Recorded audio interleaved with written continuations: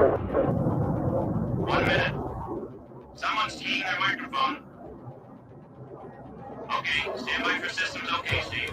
Okay, you got that. Someone's...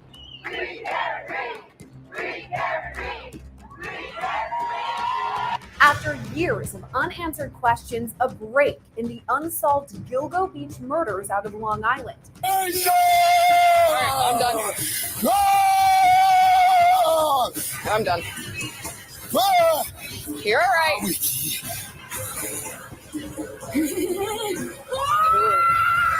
You're all right. You're all right. You're dead, man. A little bit earlier, the Hampton County District Attorney just released new evidence of the abduction and murder of Holly Karanen of Sturbridge, a forced serial killer more than 30 years after the last victim was found. The New Bedford highway murders terrorized the South Coast back in the 80s, and as chief investigator Cheryl Fiandato reports, one victim's family believes the case is one tip away from being solved. There are new developments in a case that terrorized the central U.S. for decades. Investigators believe the BTK killer may have had more victims than we first knew. Emily Akena now on what they found in his backyard this week.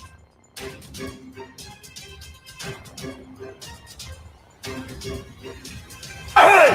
You want to get... Hey! Hey! 43! 43! Hey! Put your hands up! Put your hands up! Get on the ground! Hey, got one in the back! One in the back! I swear to God! Maxie, you move your hands! Black pants coming down the hill! Got you on foot! Go downstairs! That's the time we got one coming down the ramp. I'm gonna tell you shit off you, boy!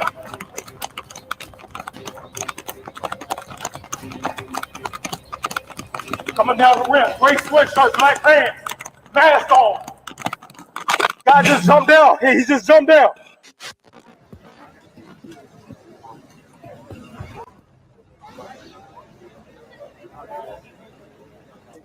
Yeah, we will. Have you been arrested before? You ever been arrested before? Danny, where's your car? Never been arrested before in LA? About four down. When? How long ago? Sit up. How long ago? What's your name? Huh? What's your name? 11.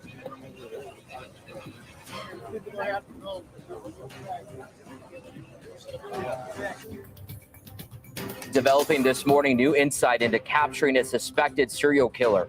The California man is believed to be behind a string of brutal murders that started back in July. Well, police say he was caught yesterday while he was hunting for another victim. Here's CBS's Bradley Blackburn.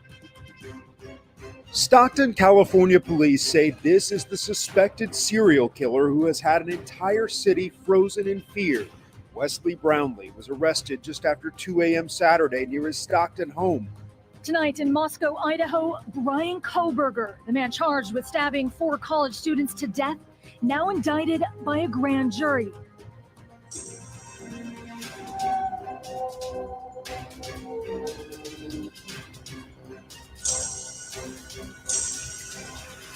It would have made a frightening Hitchcock thriller if the crimes hadn't been real. A killer was stalking Boston women, raping and strangling them. In the most grotesque manner, he would display his work, and he always left a bizarre calling card, a nylon tied in a granny knot around the neck of each victim. Good evening. Welcome to 22 News at 11. An intriguing development tonight concerning the search for the killer of Molly Bish. Understandably, security is extremely tight here at the Pensacola City Jail. On the second floor of this building, Ted Bundy is under constant guard. Authorities are very well aware of the fact that Bundy has twice escaped from jail, and now that they know who he is, they are not about to let him slip away again. When he was arrested shortly after midnight on Wednesday, he was just considered a belligerent speeder. He fought with arresting officer David Lee when Lee stopped him for speeding. Only late last night, following FBI fingerprint identification, did Pensacola police learn they had captured one of the most wanted and, according to the FBI, most dangerous criminals in the country. On the evening of February 9th, 2004, almost 18 years ago, Maura Murray crashed her car on Route 112 in Haverhill, New Hampshire, never to be seen again.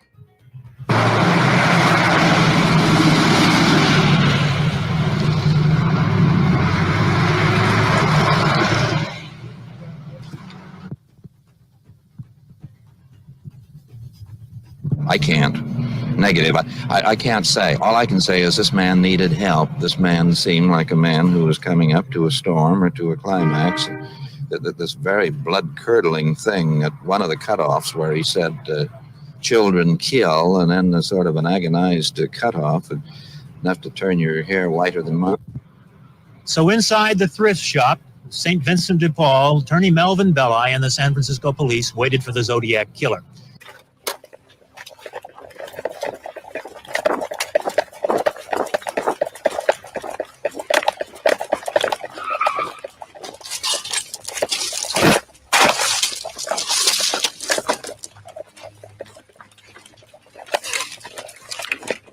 It's out, Devin.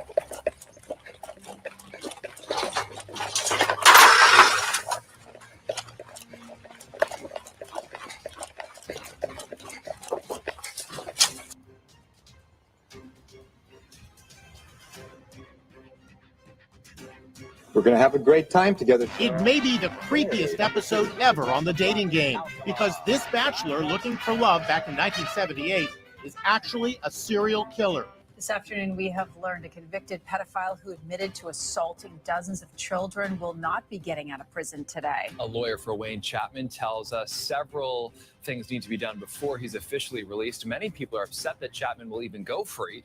WBZ's Anna Myler has more now at noon from Shirley. Well, it is a case that has never gone cold for the family of Holly Peranian, who would have turned 40 years old last month. Today, investigators renewed their call for the public's help with this investigation. Much of it centered on this T-shirt that you see behind me, which was among items found in the area of Brimfield, where Holly's remains were uncovered back in October of 1993.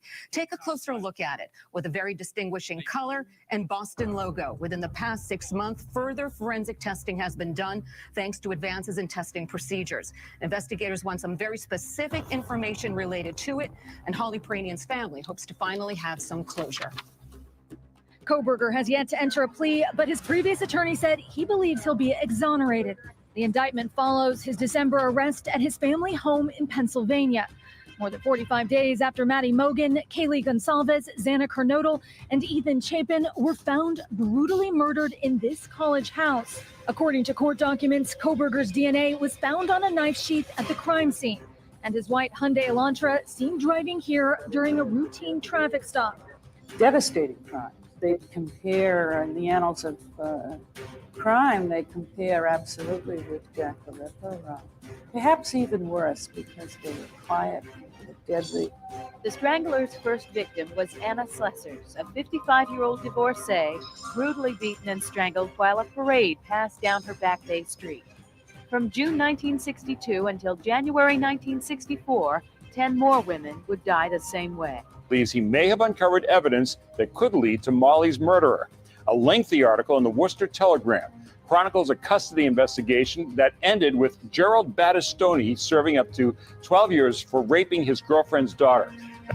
The former Tacoma and Seattle resident is a suspect in 36 sex killings in Colorado, Utah, Oregon, and Washington. And now he is being questioned in connection with 2 murders at a sorority house at Florida State University in Tallahassee. As officials announce a suspect is now in custody. Multiple news outlets now reporting the suspect is 59-year-old Rex Heuerman of Massapequa Park. Let's get off the district. Let's put in another 30 seconds next one. Roger. 008, hold us heading. I'm in King 004. How does that look? Looks good, Steve, and all systems are okay here. The winds are westerly and 10 knots. Okay, this is NASA 1 calling 10 seconds now. 10 seconds, roger. 0, 5, 4, 3, 2, I've got a blowout. Day for 3. Get your pitch to 0. Pitch is out. I can't hold it out for 2. Correction. Alpha 4 is off. Hey, my dog, I can't hold it. She's breaking up. She's breaking.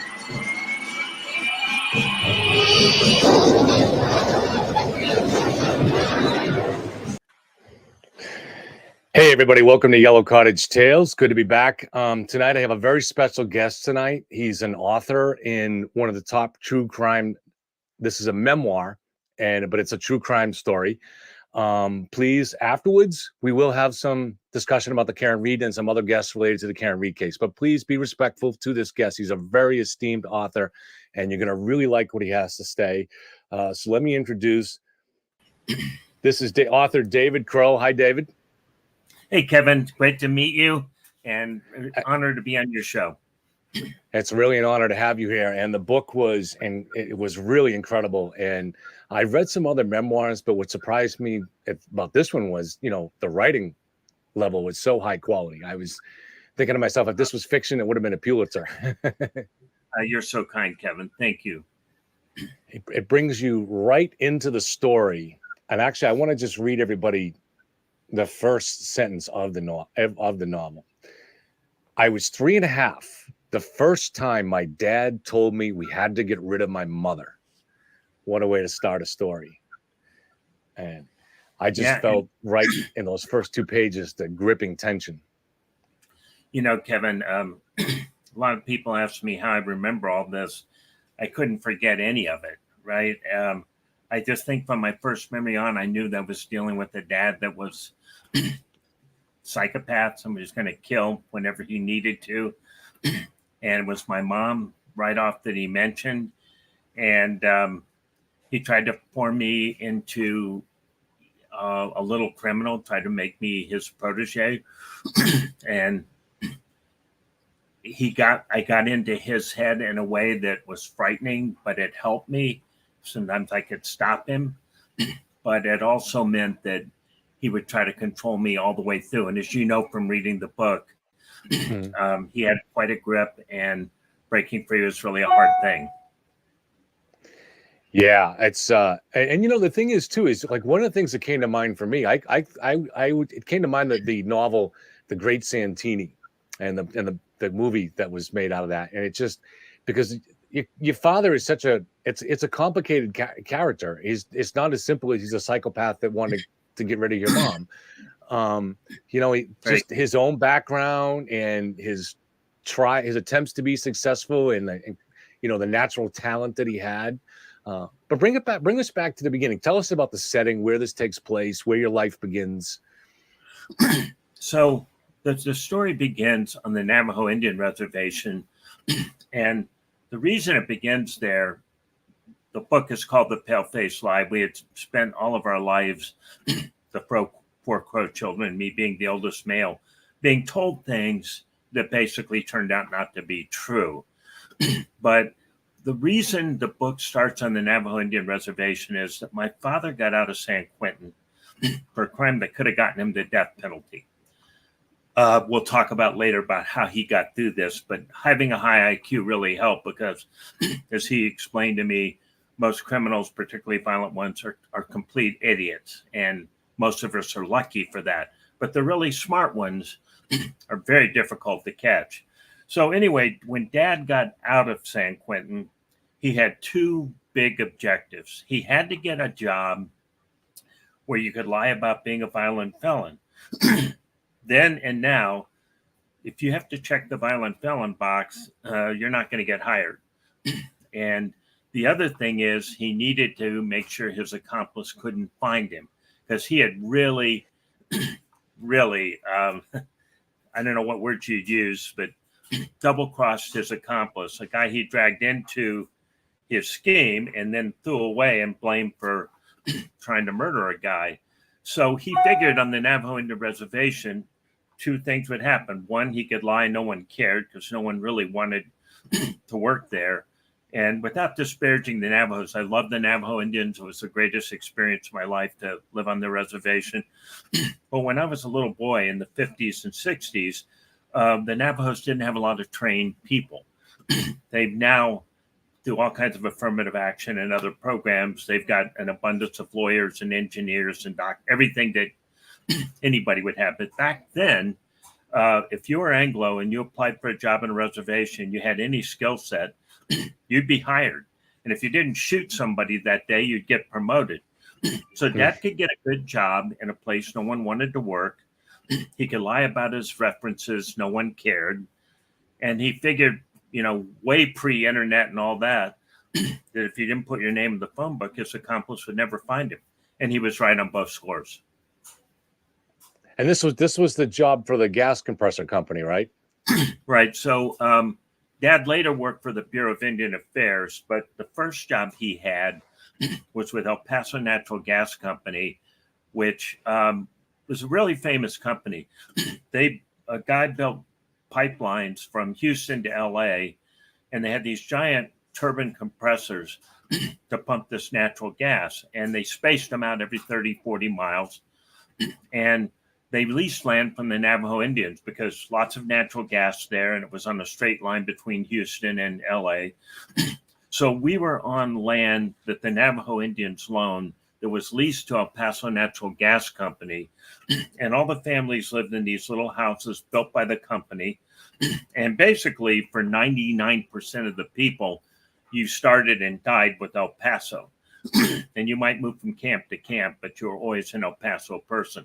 So we lived in this little encampment inside the reservation, and we would go to get groceries and do other things, and you'd see the Navajo people and you'd go to stores, but our day-to-day life was in that little compound.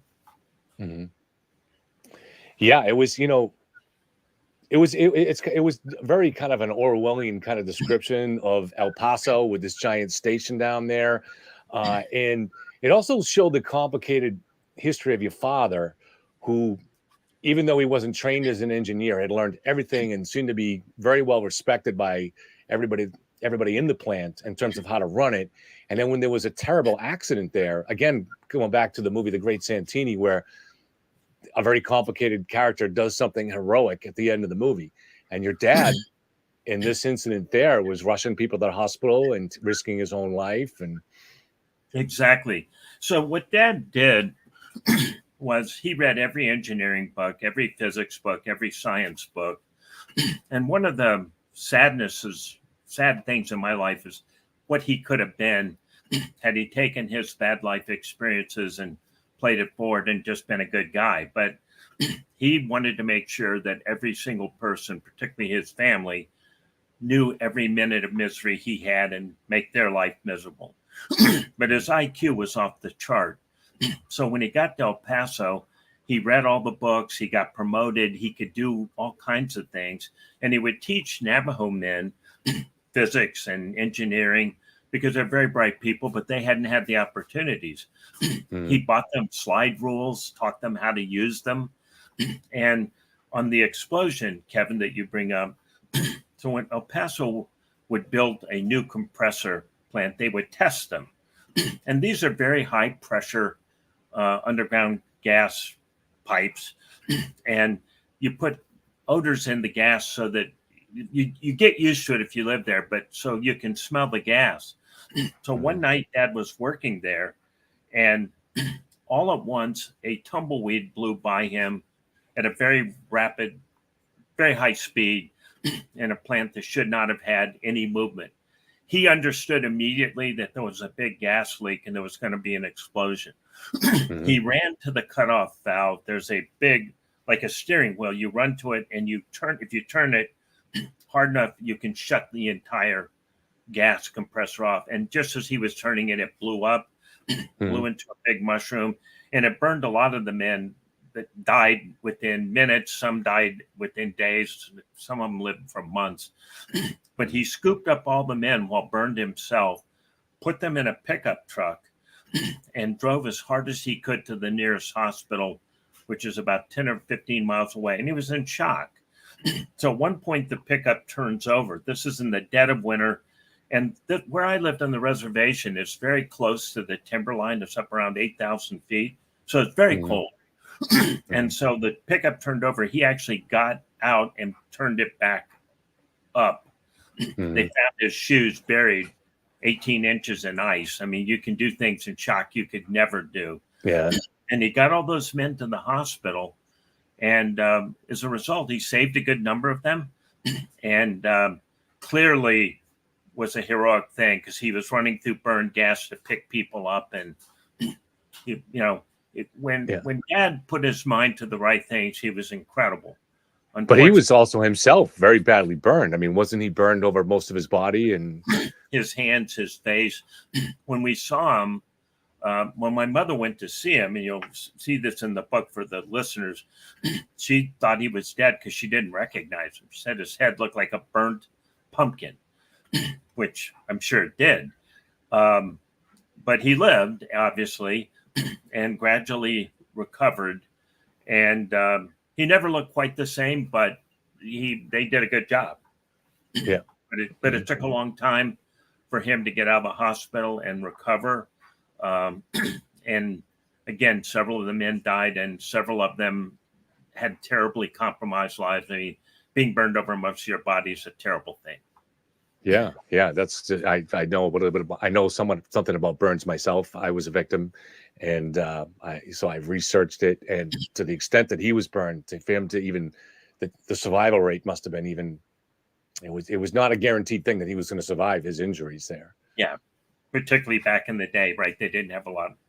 This happened in very early 50s. Yeah. Let's if you're okay with this, because your story is great, but also I'm still fascinated with the story of your father. Thurston was his name, so Thurston Crow, and he was a World War II veteran. What did he do in World War II? So, Kevin, this is you're getting to the heart of the story, which you're good at. Part of the lie. So, he would brag to us about shooting down Japanese heroes and beating Japan and being a great war hero. And of course, you're a kid. You want to believe in your dad, and your dad's the hero. And America won World War II with a lot of men just like him.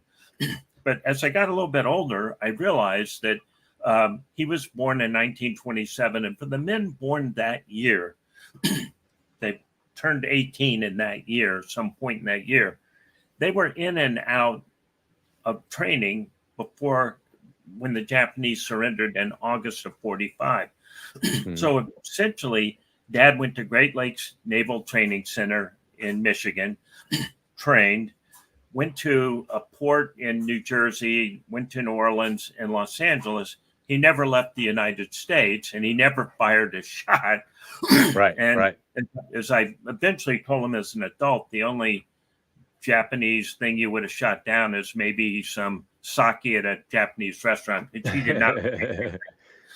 But that was just part of Dad, right? He had to be the great hero, and and that's kind of what I wanted to get to, just because you start out at the beginning of the book, and like I already said, you're only 3, and your dad tells you need to get rid of your mom. But right away, and then very shortly after that, he takes you out for a drive in the car, and he's racing it through the desert, and you don't have a seatbelt on, and you're bouncing all around, a 3-year-old kid, and he's trying to toughen you up with it. And so you really start getting this complicated picture of a man. And I can understand why he wanted to make you believe he was a World War II hero. But you also see too, so skipping ahead a little bit, it seemed to me like he was happiest in his role at the gas plant. But then, perhaps to please your mom, who I could understand was unhappy in her situation, they moved to, was it El Paso they moved to, I think? They moved to Berlin. They moved to the first city really away from El Paso Natural was in Albuquerque.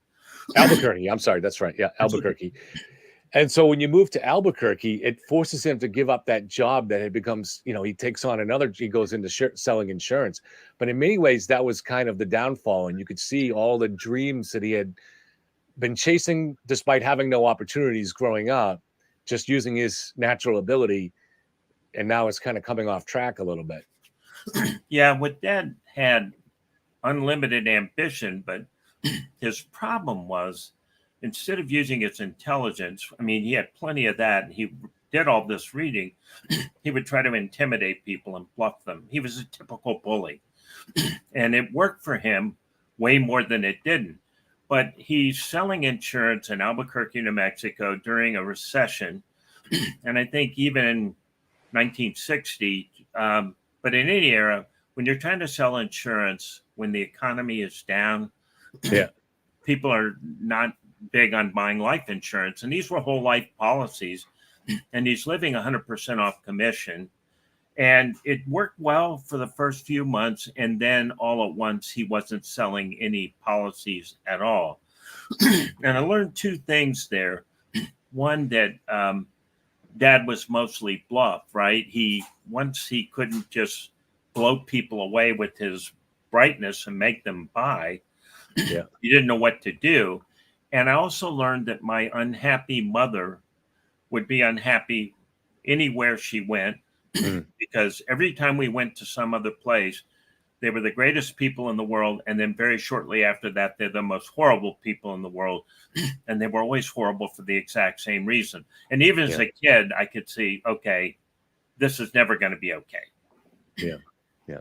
And you could see so she actually kind of undermined your dad too when he tried to sell insurance. Oh my God. Albuquerque.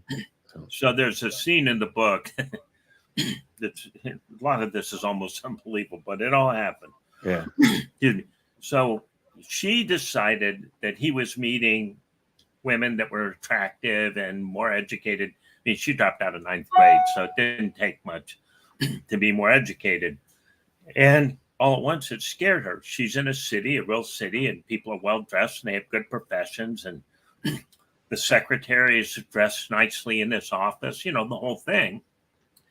So she started hiding his insurance policies. She wanted him to fail, and he was her secretary, so to speak. So a policy would come in, her job was to mail it out and make sure his paperwork was straight. So one day I walk home from school, and you never knew when Dad would come. He's a salesman. He came and went, but generally didn't come home till 5, 6, 7. So it's about 3 or 4 o'clock in the afternoon. I walk into our living room, and I see my mother on her hands and knees pulling up the rug and sticking all kinds of papers under the rug. And she's trying to smooth them out so it doesn't look lumpy. So in my head, I already realized she's doing something she shouldn't be doing, and she's hiding stuff that he needs. Yeah. So at that moment, he walks in behind me. And I'm standing between he and my mom, and he's staring at her. And finally, he runs over and rips up the carpet, pulls it up. There are dozens of life insurance policies, memos from headquarters, all kinds of things he needs. And she basically wrecked a bunch of his life insurance policies. And then she told him, and this is part of her mental illness, which he very much is, that he had to fail and go back to El Paso where at least we knew who we were. Mm-hmm. And of course, he had no desire to do that. And they didn't have any desire to have him back. And so we were on a roller coaster of going from town to town and job to job. And he eventually winds up on the Navajo Indian Reservation again, this time working for the Bureau of Indian Affairs. But he could be the big man again. He could be smarter than everybody else. He had read enough books and done enough correspondence courses that he basically was the most educated guy anywhere we went in these tiny little towns. And your family was actually not Navajo, though, right? Or say again? Your family was not Navajo, though. Not Indian at all. And one of the things, and I'm getting ahead of myself in the book, but we were told we were full-blooded Cherokees living on the Navajo, our sister reservation. And it's a long story why Dad decided he was a Cherokee, but at some level he believed this. And having done some work at reading a lot of prison memoirs and talking to wardens at San Quentin, you find out that a lot of bright prisoners are psychopaths. They can talk themselves into anything, right? I mean, I know that one of the celebrated people at San Quentin is Scott Peterson, the fertilizer salesman that convinced himself that he was really in Paris and all these things. He didn't kill his wife and unborn child. And at some level, he either believes it or he's talked himself into it to the point that there's no questioning him. Dad did that same kind of thing, that once he decided something was true, it didn't matter. And if you wanted to fight or argue with him, he'd fight you to the death. And he was like that about a bunch of things. And how I figured this out is whenever he would raise his voice and get his chest up, sometimes get his fist in your face, you know he was lying. And the louder he got, the bigger the lie. Interesting. Yeah. Yeah. It's That was so you his mentioned what's that? That was his tell. His tell, yeah.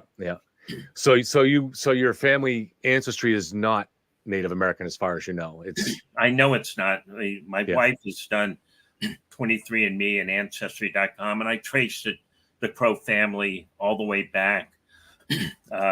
First with the Mormon Church, because they did a lot of that work, and then with Ancestry. And no, they're mostly Scotch, Irish, some English, not a drop.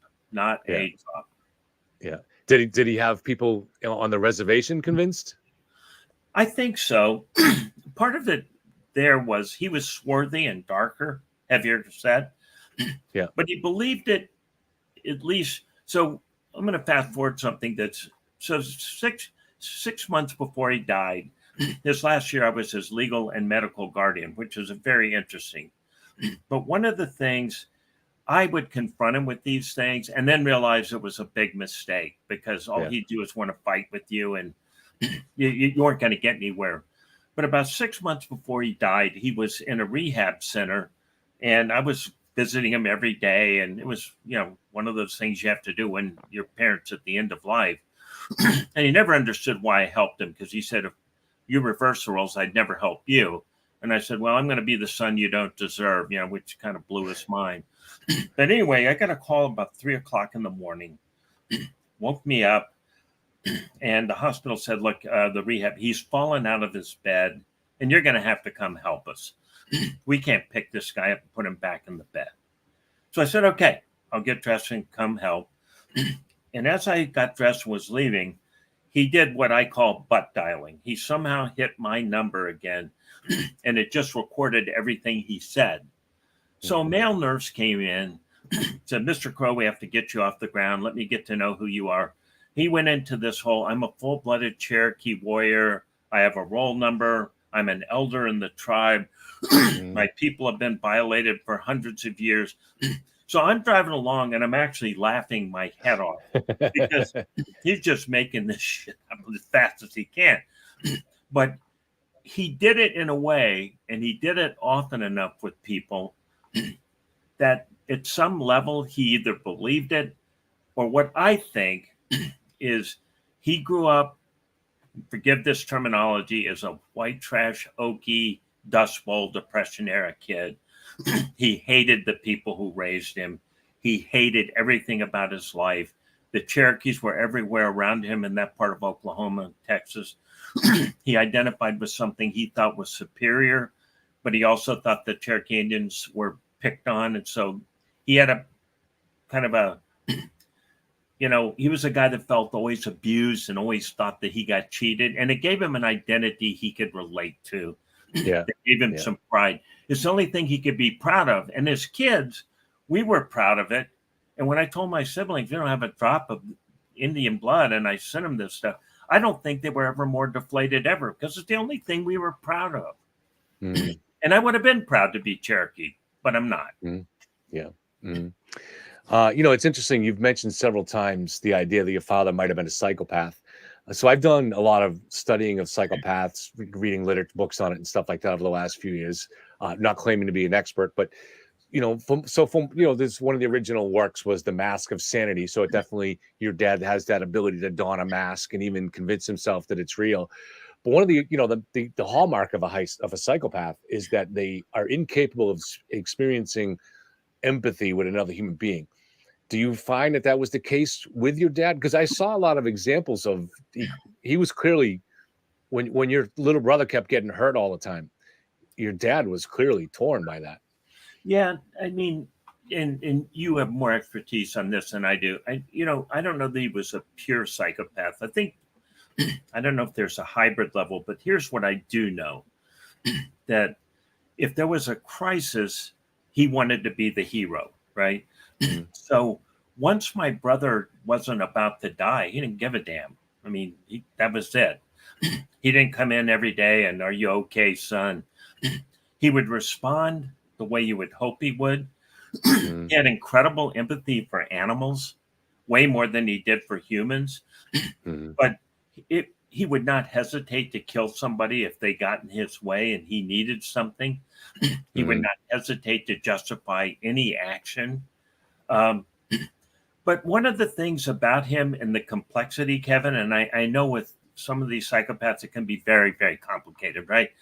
Yeah. One of the things that he told me this story enough different ways that I really believe it.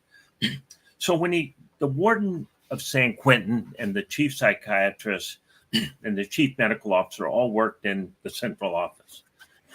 When they tested Dad's IQ, they used an old abacus system. You hit 100 and then you drop back to 0.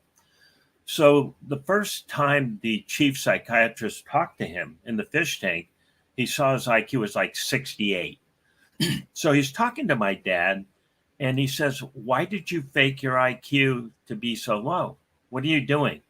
Are you telling people that a cow and a car are the same thing? I mean, are you just making this crap up?" And they got to talking, and the guy realized his IQ was 168.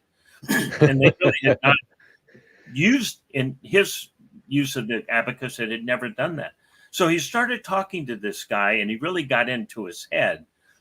So Dad got a job inside the warden's office, helping with autopsies, the chief physician, chief psychiatrist, and he became an intimate with them and convinced them that he had basically been railroaded in his sentence.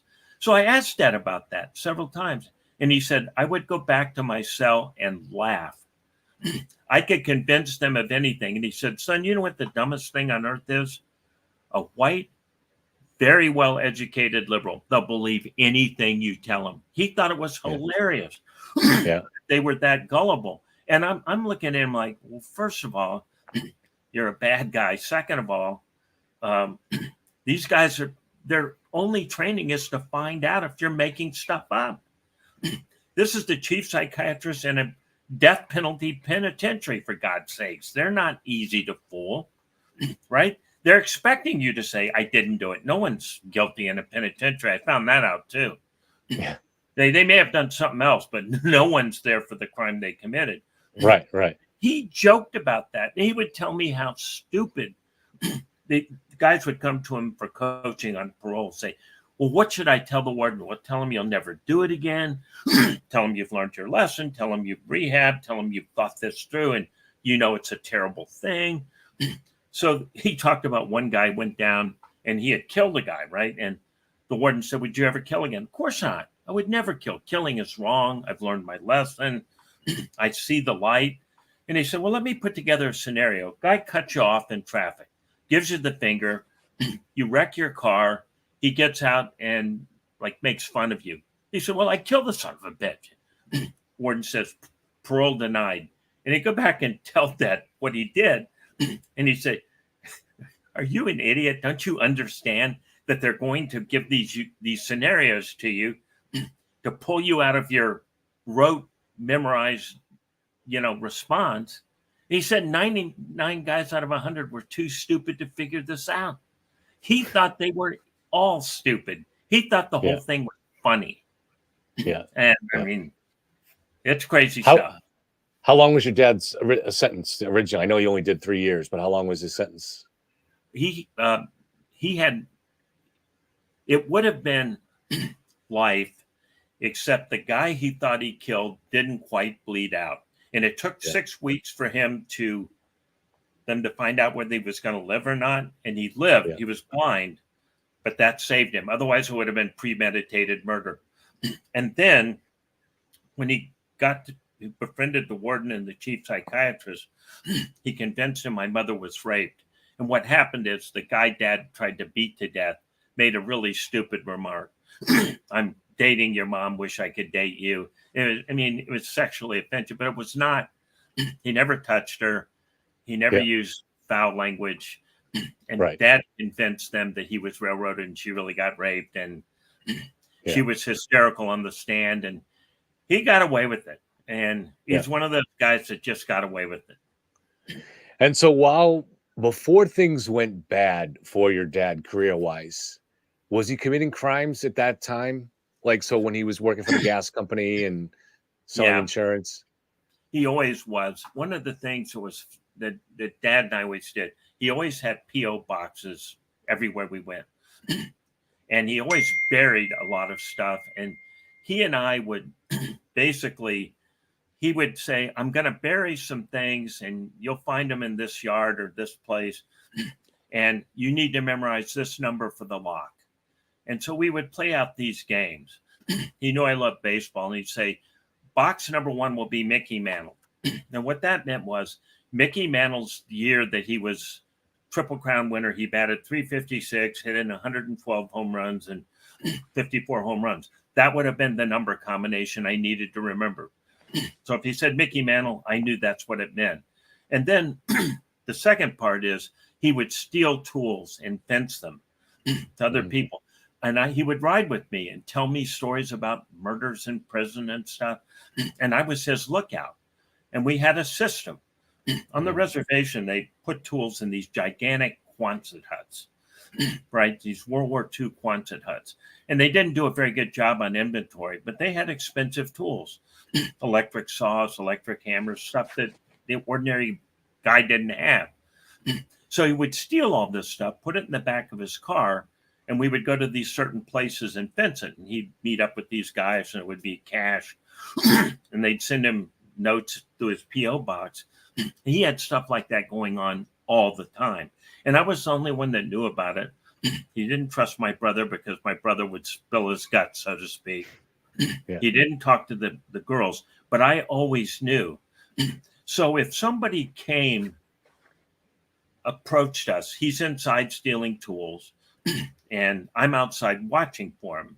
If I threw one rock against the corrugated steel, that meant beware. Something might be up. If I threw 2 rocks and it went boom, boom, that means you get near the door because you may have to leave soon. If I threw 3 in a row, it meant run for the car now at top speed. Just sprint. And of course, I'm a kid and I'm trying to figure out the code, and I'm trying to figure out if somebody comes, is this dangerous? Is this somebody just driving by? And on the reservation, you can see forever. It's flat. So you can see a car probably from 10 miles away, but it looks like an ant. The only reason you see dust coming up. So sometimes I didn't know if we should be scared, not scared. And the biggest thing I could do wrong was warning him if there was still time to steal. But I always knew to overwarn rather than underwarn, because if he got caught, I'd be dead meat. Do you remember how you felt about this? Like, were you excited? Were you just trying to impress your dad? Did you feel any sense of maybe you were doing something wrong or anything about that? All of the above, Kevin. You always wanted to be on Dad's good side because he would just haul off and hit you hard. And he beat my brother and I at the buckle end of the belt till we couldn't walk. I mean, he would simply beat you till he got tired of beating you, right? So you're scared of him. You also want to impress him. He's also the most manipulative person I've ever known. Right? You're such a big man, David. We need to break the code. Everybody steals from everybody. He said, let me explain to you. Indians are living on a reservation after we stole all their land. Now we're stealing tools that the government gave them after we stole the land from them. So it doesn't matter who you're stealing from because everybody's a thief. Everybody's a murderer. He said generals are murderers. Presidents are murderers. Soldiers are murderers. So if I kill somebody, I've got probably better reasons than anybody. And it was a constant rationalization that you could do anything wrong, but because it was him and because he was following his own code, it was the right thing to do. And he drummed that into me. And of course, at some point you realize, oh my God, there's nothing coming out of his mouth that's good or accurate. And I'm repulsed and sickened and terrified. And a good chunk of the book is my paralysis, my going along when I finally said I have to face him, even if he kills me. I've just got to, we can't, I'm not going to help him kill somebody. I'm not going to do that. And it's very frightening. And did I do a great job with all of this? I did not. So before we get to, that point, that culminating point where you talk about that final showdown, so bring us a little more along some of the stuff that he had you do. Were there any serious crimes that you had to participate in, do more of a role than a lookout? Well, the most serious one, and I think it's a great metaphor for what you're getting at, Kevin, is when I was in college, through a series of things, Dad started really stealing, like constantly, gone every weekend. He had abandoned my stepmother long after my mother. He lived with this 18-year-old Indian woman he met on the Blackfeet Indian Reservation. And he would go to West Virginia from suburban Maryland and steal every weekend. And I knew he was stealing like expensive things and hiding them. And he would call me and give me more lockbox numbers and more P.O. boxes. And I fought back more and more, but he would always say, no matter what I tell you to do, boy, you'll do it. I own you. And if I need to take you out, I'll do it. And I knew what he meant by that. So one afternoon in the fall, my junior year in college, the woman that he was living with, this called me and said, your father's in really serious trouble. And he needs you to drive to this truck stop in Wheeling, West Virginia, which is about a 5-hour drive from University of Maryland, and call this number. When you get there, call this number from a payphone. So she said, people have been calling and hanging up. Somebody's threatened to kill me. He hasn't been home in a long time. I'm scared. You need to drive up there and do what he says. He called me about 15 minutes ago. You've got 5 hours to get there. So I went through everything you can go through mentally, probably sweated through my underwear 20 pounds. But I drove to Wheeling, West Virginia, and it was getting to be dusk, not dark yet, probably like this time of year, 4 o'clock in the afternoon.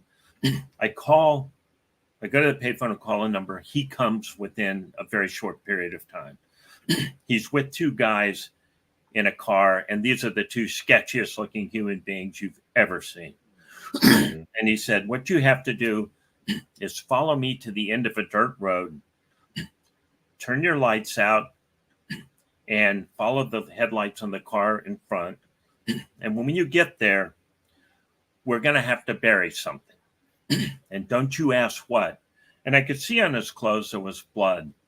And smart enough to know the difference between animal blood and human blood, right? And so and he's got blood all over him. He's got a duffel bag that's bloody. So we get down to the end of this road, and 2 guys bring out something about 6 feet long in a tarp, and they start digging. And Dad's helping to dig. And I was the lookout. If I blink the lights 1, be alert. Twice, you need to really look out. 3, run for the car. Same code. So I sat there, and I know I'm doing something horrifically wrong. I know they're not burying wood or a deer. I mean, I'm not an idiot. I'm also pretending I don't know when I don't. I wasn't told, but I know Dad, right? If I get any criticism from readers, it's for what I'm about to describe. So they dig and dig and dig, and they bury. Dad walks back to my car. They drive out ahead of us, and they get to the end of the road. Dad says, turn your lights on. They turn left. I turn right. And so for the next 5 hours, we're fighting. I said, I think you killed a guy. I think you buried a guy. And I think I'm an accessory. And we start into our biggest fight of our life. Everybody kills. All these politicians you revere, they're murderers. And, did the whole scenario. And I said, well, I'm never helping you ever again. And what I should do is drive you to the police station. I remember he got his fist and he hit me about as hard as he's ever hit me in the face. And I'm still driving. I'm in shock and I'm extremely, extremely upset, mostly with myself. We get all the way to the end where I'm dropping him off. And I got out of the car and I said, this is it. We're done. He put his hand around my neck and squeezed really hard to the point I thought he was going to really hurt my vocal cords. And he said, I own you, you little son of a bitch. And he shoved me back in the car and drove off. But for me, that was it. And people say, well, you're such a bad person. Why didn't you turn him in? Why didn't you, well, I didn't. And I thought about it and thought about it. It ruined my 20s. I woke up every day thinking somebody's going to arrest me, and they should. And I just forever never got quite past that. But I also, it was a clear divider for me that, one, I'd done a very wrong thing. Two, I'd never do anything wrong again. Easy for me to say. So he worked for a senator, as you know, and the senator got beat, and he thought the senator should have helped him. So he called me. He said, we're going to go kill the senator. I'm your getaway plan. This is like less than 6 months later. And I said, well, what we're going to do is call the Capitol Police and tell them that you're threatening to kill an ex-senator. And he started cussing me out, telling me what a no-good wimp, crummy mama's boy baby I was. And we didn't see each other for a while. And when we did see each other, he tried to fight with me. And I put up my fist and tried to fight back. And I said, look, you've wrecked my life to this point, but I'm not dead yet. And I've got to try to live a normal life and try not to be you. You're this killer. You're this terrible guy. You're this guy that can justify anything. And he said, oh, so now you're this well-educated liberal elite. Oh, you're so much better than me. And, we got into all that. And as you know, the next scenario where he set up a murder and tried to draw me in, he tried to make sure I got killed. So he never learned from his lessons. He didn't care who he hurt. He certainly didn't care if he destroyed his children. That's a fact. Yeah. It was also reading the story was really, heart-rendering seeing back in your youth where you had your sister and your brothers. Was the youngest was a girl? Was a baby? That was a girl too. So you had two sisters and a brother. And the youngest brother gets into he ends up with several major injuries. And they were really the result of unintentional negligence on the part of your mom, who just wasn't really qualified. But that was a really moving part of the story too. And it all broke my brother and I are as close as you can be, having grown up like that. And part of he just pretends none of this ever happened. When I wrote the book, in fact, I sent it to my siblings and I sent it to him, and he said, everything in this book is a lie. And I said, well, okay, anything that you think's false, I'll take out. So you're born September 23rd, 1954. Okay. Your middle name is Eddie. I said, do you know why? No, I know why. Eddie was the only prison guard at San Quentin that was nice to Dad. When Dad was in prison, Mom was 3 months pregnant. Eddie brought him a telegram telling him that he had a baby daughter. That baby daughter was born on his 21st birthday.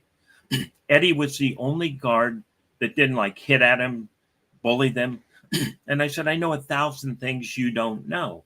And the reason is he never trusted you.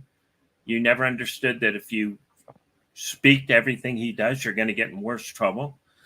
And you're mad at me because he trusted me and he didn't trust you. And I said, you're probably better off than me, because I tried to get in his head and stop as much of this as I could. And he drew me into all of it. But I said, it's true. And he said, well, you're lying about my sister trying to commit suicide. I said, call her and then call me back. And he said, well, you're right. Where was I? I said, you were standing 2 feet from me when we found her in the bathroom, and she swallowed 2 bottles of acid. You were standing right there. And he said, I don't remember anything. So I've talked to a number of psychiatrists about this, and people block things out. Sure. Yeah, absolutely. And so one of the things that really upsets me is this ruined my 2 sisters. I mean, it just wrecked their lives. They're great people, but the scars are still there. And for my brother, nothing ever happened. He could have been an orphan to hear him tell. So it's just interesting what this does to people. And your older sister really had to, in a lot of ways, raise the family because your mom was kind of helpless. So it's extra tragic to see that because she clearly she had a lot of special kind of mothering skills already at an early age. My older sister's a really good person, and so is my younger sister. But the effects of this, what happened to them, are still evident every day. I mean, they suffered from it. They didn't really recover, which is a very hard thing to recover from a childhood like they had. Yeah, yeah. I also saw too, you were naturally an adventurer. You know, you were always going out, venturing out, getting lost all the time and getting rescued and that kind of thing. So that did make you kind of a perfect accomplice for your dad in those early things because you had balls. Yeah, I had that too, and I was really mischievous. I think I woke up every day. I tell people, and I only had 2 goals: be away from the house every minute until you had to come back, and talk to as many people as you could and do as many things wrong without getting in big trouble. Yeah. And so I ran every day as many miles as I could. I read, and then I raised unshirted hell everywhere I went. And it was my way of acting out. It was also my way of being anybody but David Crow, which is really what I wanted. But it opened a wide world to me because I would walk up to every stranger in my paper route. I would go up to Navajo people and go, woo, woo, woo, and try to get them to talk. I'd walk up to store owners, try to get them to give me free candy and stuff. I just was everywhere all the time. Yeah. And I think it saved me. Yeah, because it kept you out of the house, and there was obviously a lot of things that would, I don't want depressing, I guess you'd say, right? And at the home situation, when your mother was depressed, that seemed to be her main affliction. That she had crippling depression. And if you're home and dad was there, you'd probably get the hell beat out of you, and you neither one of those things were good. Or he'd be getting you into trouble. Yeah. Well, and he just loved beating on people, and his kids were natural. If one of the things that I think psychologically is interesting, my mom was never important to my dad, except maybe for sex, right? And she's just, in his mind, useless. Yeah. But if she found us doing something wrong, particularly me, and she told him, he would just beat us to death. And even though I really love my mom, I was like, why are you doing this to me? You know what he's going to do. It was the only power she had was to appeal to him to beat us. At that point, she was important. And I finally figured that out. Yeah. She'd say, oh, I hate that what your dad just did to me. And it was like, well, you're the one that, if you hadn't told him all this stuff, he wouldn't have done it. But she had to do it because she had to be important. And when you guys moved to Albuquerque, the workers from the plant all came by to see your dad because they really respected him. And in fact, some of them even told a story. I think it was a hunting story, or when they were charged by, was it a bear or a wolf or something? I forget. Yeah, an amazing story. So my dad went deer hunting with some Navajo men, and he had tutored them in engineering and trying to learn to do better on, get better jobs at the plant. And they really did respect him, and he loved teaching. So one day they went for 2 or 3 day deer hunting. And I remember this. They come home and there's a flatbed truck with a giant black bear. So I'm 3, 4, couldn't have been more than that, 5. And I see this giant black bear, massive claw, and I just wet my pants. I mean, it's the first time I was in total shock. Like, oh my God. This huge bear, big eyes, big claws, like, oh. So when Dad left to go to Albuquerque, the men who he hunted with came by, and he wasn't home yet. And one of them wanted to return an engineering book Dad loaned him. And he told me a story. He said, do you remember that black bear? And I said, oh, yeah, how could you forget that black bear? He said, well, we're hunting. and we're setting up camp at night, and we had bacon on, and we got a nice fire going, and we had a deer, and 2 cubs walked through the camp, and the mother was behind. He said, your father instantly just dashed, got a 30-30. He knew the mother bear was going to come for us because the cubs were up near us looking at the food. The bear charged, and your dad calmly put bullets straight in his heart. The bear was killed within feet of where we were and collapsed, and he didn't even break a sweat. He said he saved our lives, but he was totally fearless. He said he knew what to do. He knew when to do it. He wasn't scared.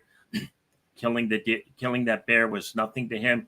He turned to the men and said, look, anytime you see a bear cub, you're about to get killed because you got a mama coming. He knew these things instinctively, and I mean, they loved him. They worshiped him. But it made me understand something about Dad in time. When people get really scared around life, death, he never did. He was always ready to do what he needed to do. Well, it is true that psychopaths don't. I'm not saying your dad was a psychopath, but you're saying that. And if your psychopaths don't feel much fear, and he didn't very feel, very even. He didn't feel fear, and I almost think that all of the empathy was an act. That he knew that empathy worked. Right? He's not. Yeah. He's bright, and the thing that made me realize that. Some of his stories as a kid were really terrible.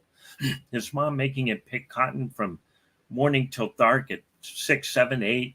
He has to pick more cotton than her, keep his alcoholic dad alive, and how she would beat on him if he didn't pick enough, and how mean she was to him. So he's told the warden and the chief psychiatrist these stories, which are true, and he got them to get teary-eyed.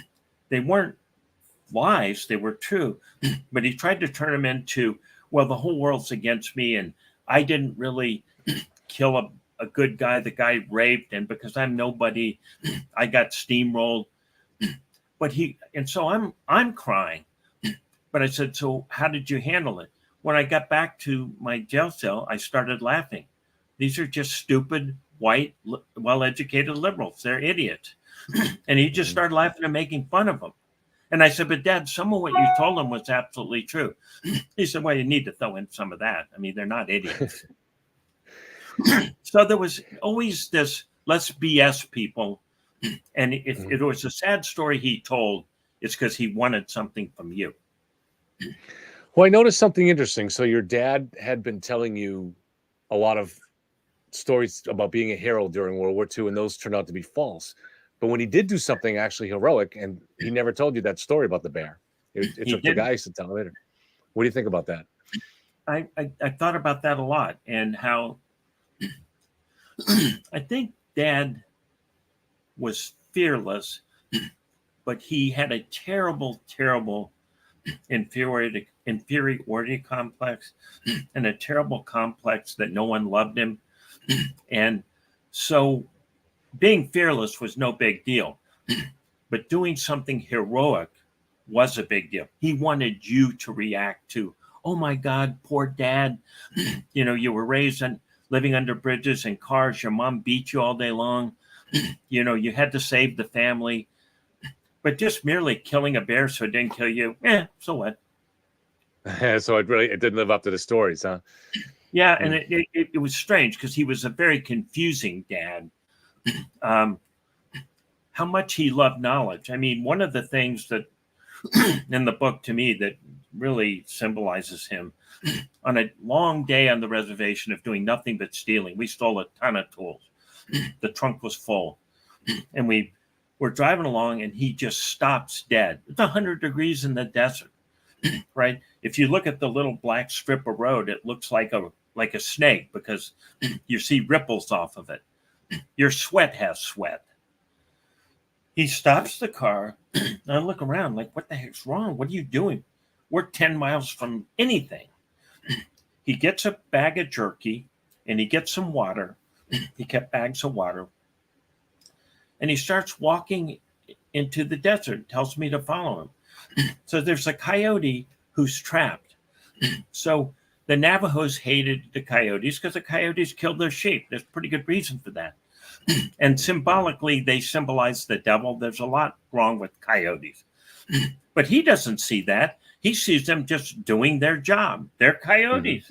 Yeah. They kill sheep. Yeah. So he goes out to this trap, this big trap.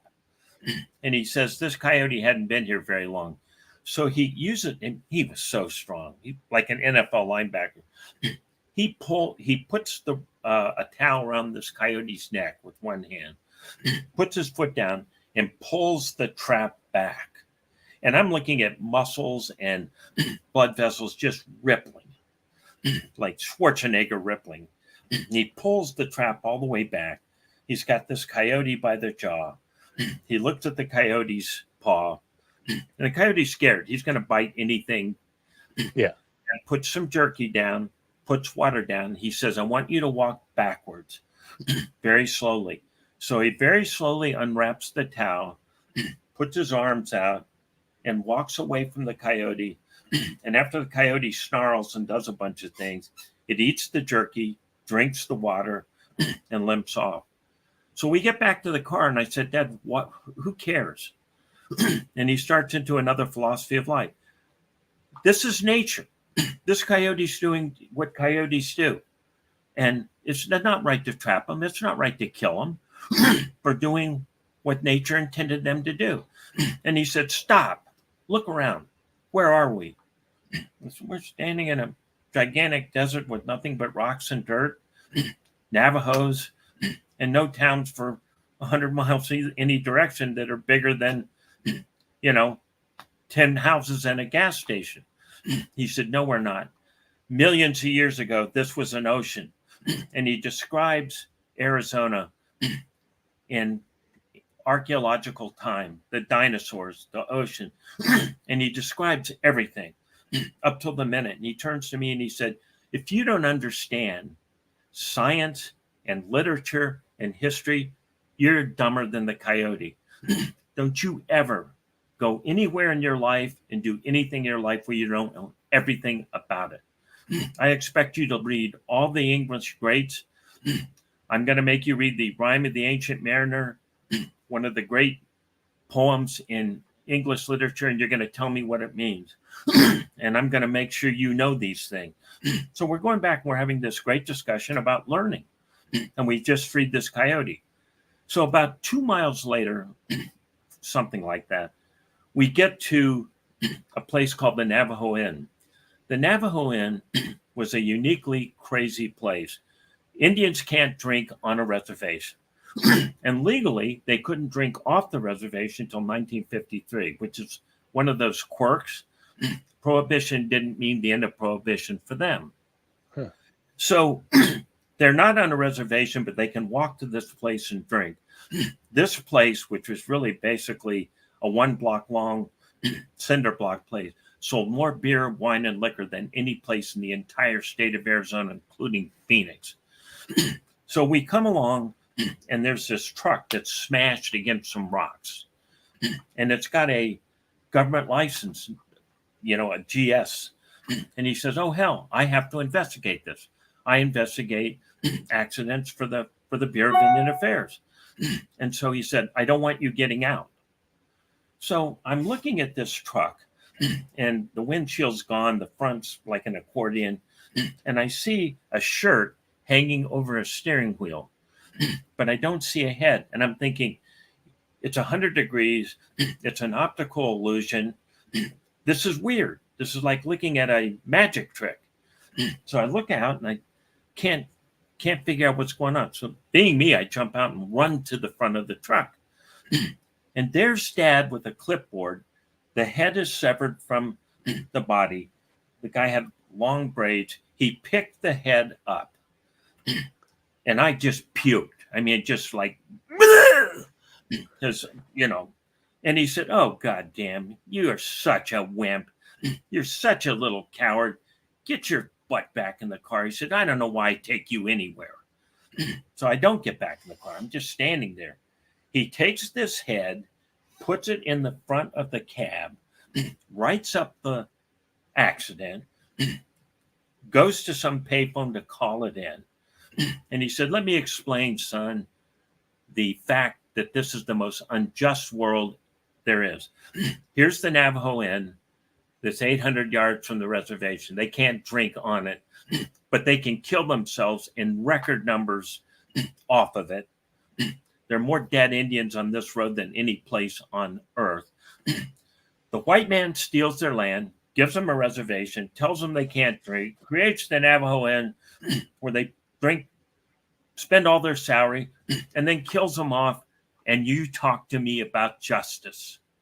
Explain this to me in terms of justice and tell me anything I'm doing is wrong.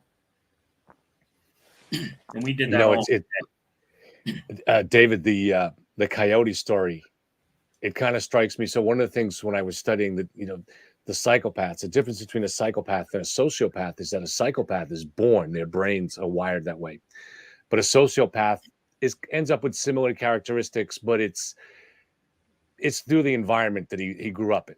And which has if it's a very harsh environment, it can deaden that ability to feel empathy for other human beings. And you wonder if something like that happened with your dad because he had such a difficult situation. One of the coyote story, maybe he sees himself in that coyote, trapped on the road.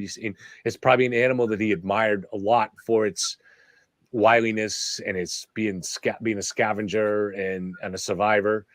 And but what he felt for it seemed to be genuine empathy too. So I think you're right. I think I've been wrong all these years, and I'm going to start using the correct term. He was a sociopath, because I do believe in defending him. I actually love Dad, and he knew that. In spite of everything, I think something warped him to a point that he couldn't come back, and because there was so much intelligence and there was such a desire to know, to learn. And if you made him mad, I call it the YV. And there's, one of his tells, the blood vessel between your eyebrows, there's a blood vessel. And if he got really mad, it bulged like a garden hose. And his eyes bugged out like an old Volkswagen. I call it the YB, the Y bug. If you saw that, nothing stopped him. I would try to catch him before the blood vessel bulged and before the eyes bulged. And if I could catch him before, sometimes I could talk him down. Sometimes I could say, Dad, it's not worth it. Who cares? This is a guy you could squash like a bug. We don't need this. Let's go. But if the YB came out, it was something's going to happen and it's going to be bad. And I would run up to people. Look at him. Something real bad's about to happen. You can go now. Get out of here. Because either you're going to have to kill him or he's going to fight you till one of you's gone. So get out of here. Yeah. That's good. All right. Well, David, you've been a very special guest. These are incredible stories. And the book is called A Pale-Faced Lie by David Crow. You can find it on Amazon, and it's an incredible book. And it's obviously the stories themselves are great, and anybody who loves memoir, but it's written really well too. It's written as if this was fiction, it would be award-winning fiction. So you're the best, Kevin. Anytime you want me on the show, I'd love to, and I'd love to meet you sometime. That'd be awesome. Where are you located now, David? I'm in Washington, D.C. area. How about you? Oh, no, I'm in Massachusetts, not too far from Boston. So I'm thinking about, I was just talking to a friend. I'd like to make a trip to the Capitol because I had never really been to the Capitol. Just driven through once. I'll give you a tour and let's have some lunch or dinner. And my kid went to Northeastern. My boy, I love Boston. Yeah. Awesome. Well, let me know if you're ever up here. But I think I am going to plan a trip down there, and I will definitely look you up. Please. We'll have a good time. Thank you, David. Thank you, Kevin. Thank you, listeners. Okay, guys, thank you. I'm going to bring on a new guest here. Hey there. Hi, Julie.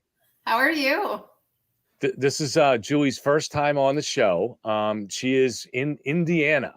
Yes. and she is interested and very knowledgeable about the Karen Reed case. So there's a lot of stuff that's come up in the last couple of days that we can and will talk about, including, for instance, I haven't had time to fully read through it, but the motions, this is on Aidan Kearney's case, but the judge has ruled. I don't know if you've had a chance to read the judgment on that yet, but I'd like to go back, especially where you're from Indiana, but what drew you to this case? How did you first become interested in it? It was probably Twitter. And so it was one of the hearings that they had. I want to say it was May. And I saw actually a video of, I think it was Aidan running after Jen McCabe. And he was calling them cop killers. Well, I was completely confused because I thought it was like a police officer that died on duty. So then I was trying to figure out what happened, and it was a little odd. The whole thing was odd, the way he was presenting it, and then the things that you would read, and then I kind of let it go. And I don't really know. It was like a month ago, 3 weeks ago, where I don't know what happened. Something happened on Twitter, and that was it for me. Like, I'm watching all the hearings, I'm reading all the papers. It was just, yeah. So you missed out on a lot of it this summer, or you kind of just had a little taste of it. For me, I got some messages from some people it was April 18th, and that's when Aidan's first story broke the news to much of the world.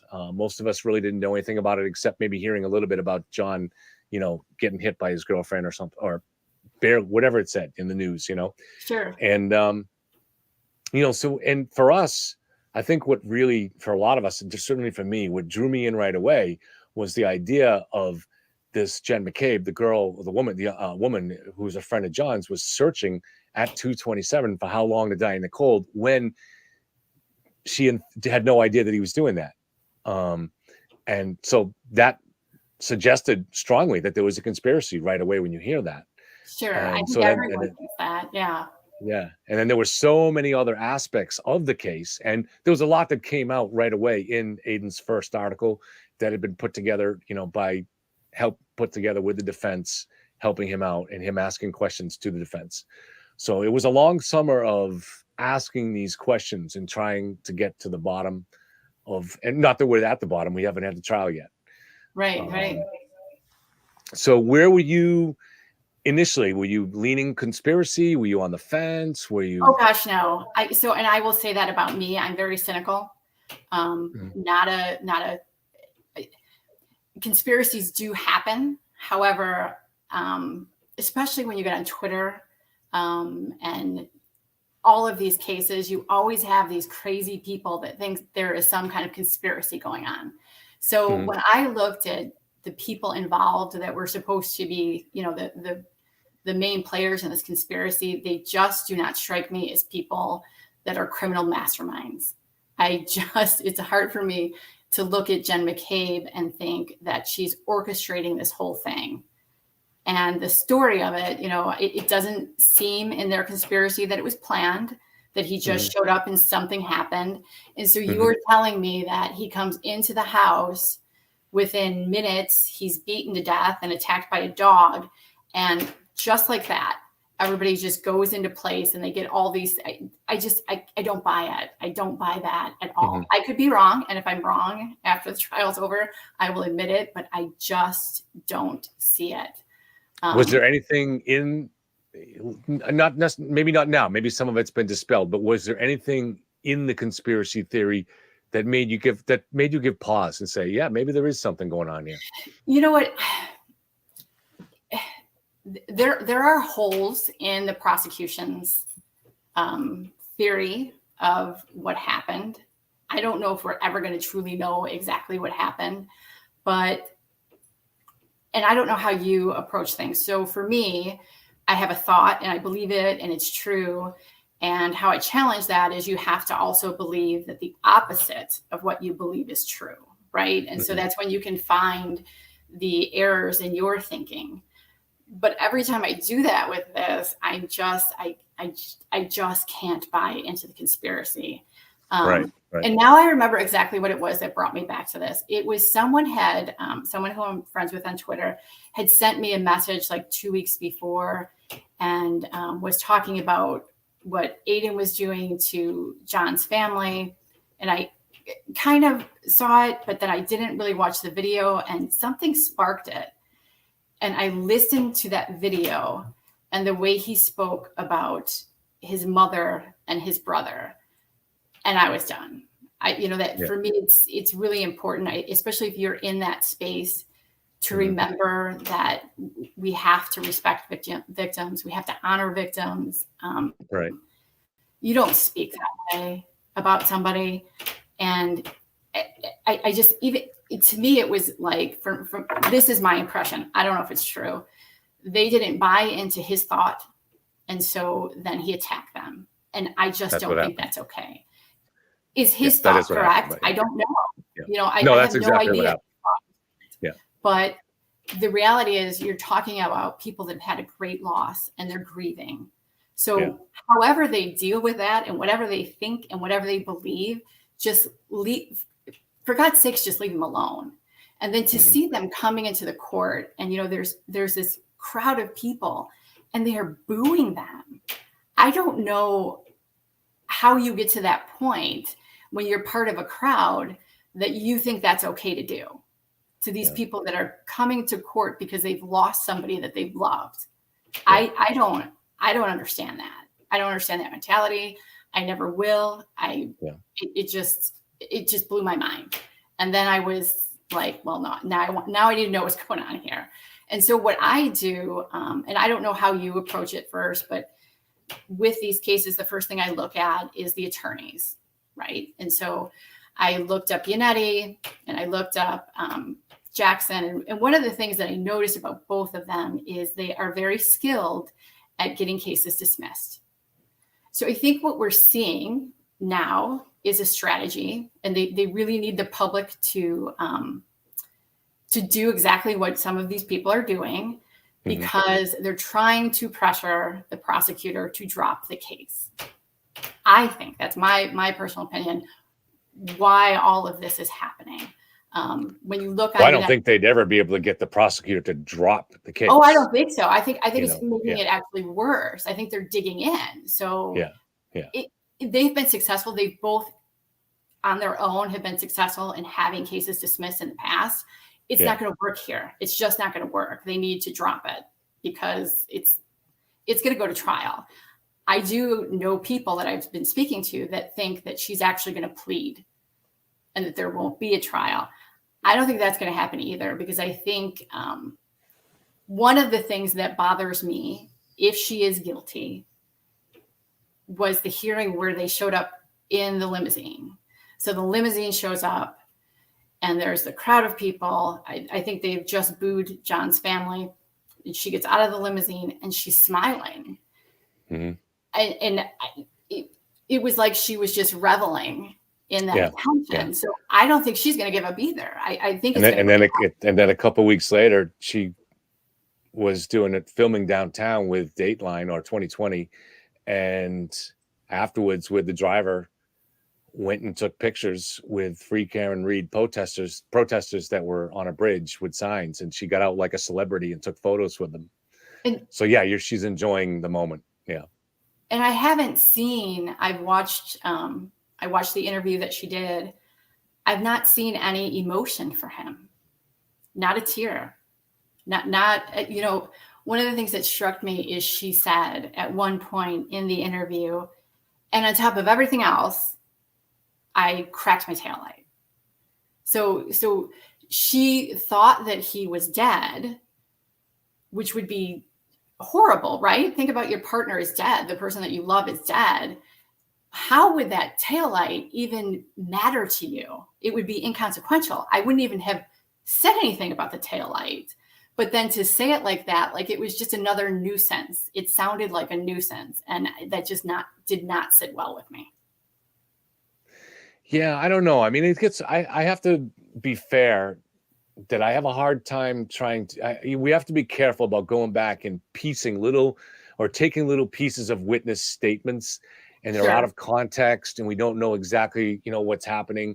So I'm really, in any of the cases that I've studied, I'm really, really cautious about witness statements or statements by the accused or anything like that. So, because they're so open to interpretation, you don't know for sure. We never know what's on anybody's mind at a particular time. Right. So, for instance, with Karen back it's reported by Jen McCabe, Kerry Roberts, who was there at the scene with them. Now, people might think they're in on the conspiracy, but also by at least one of the first responders, that she was saying, I hit him.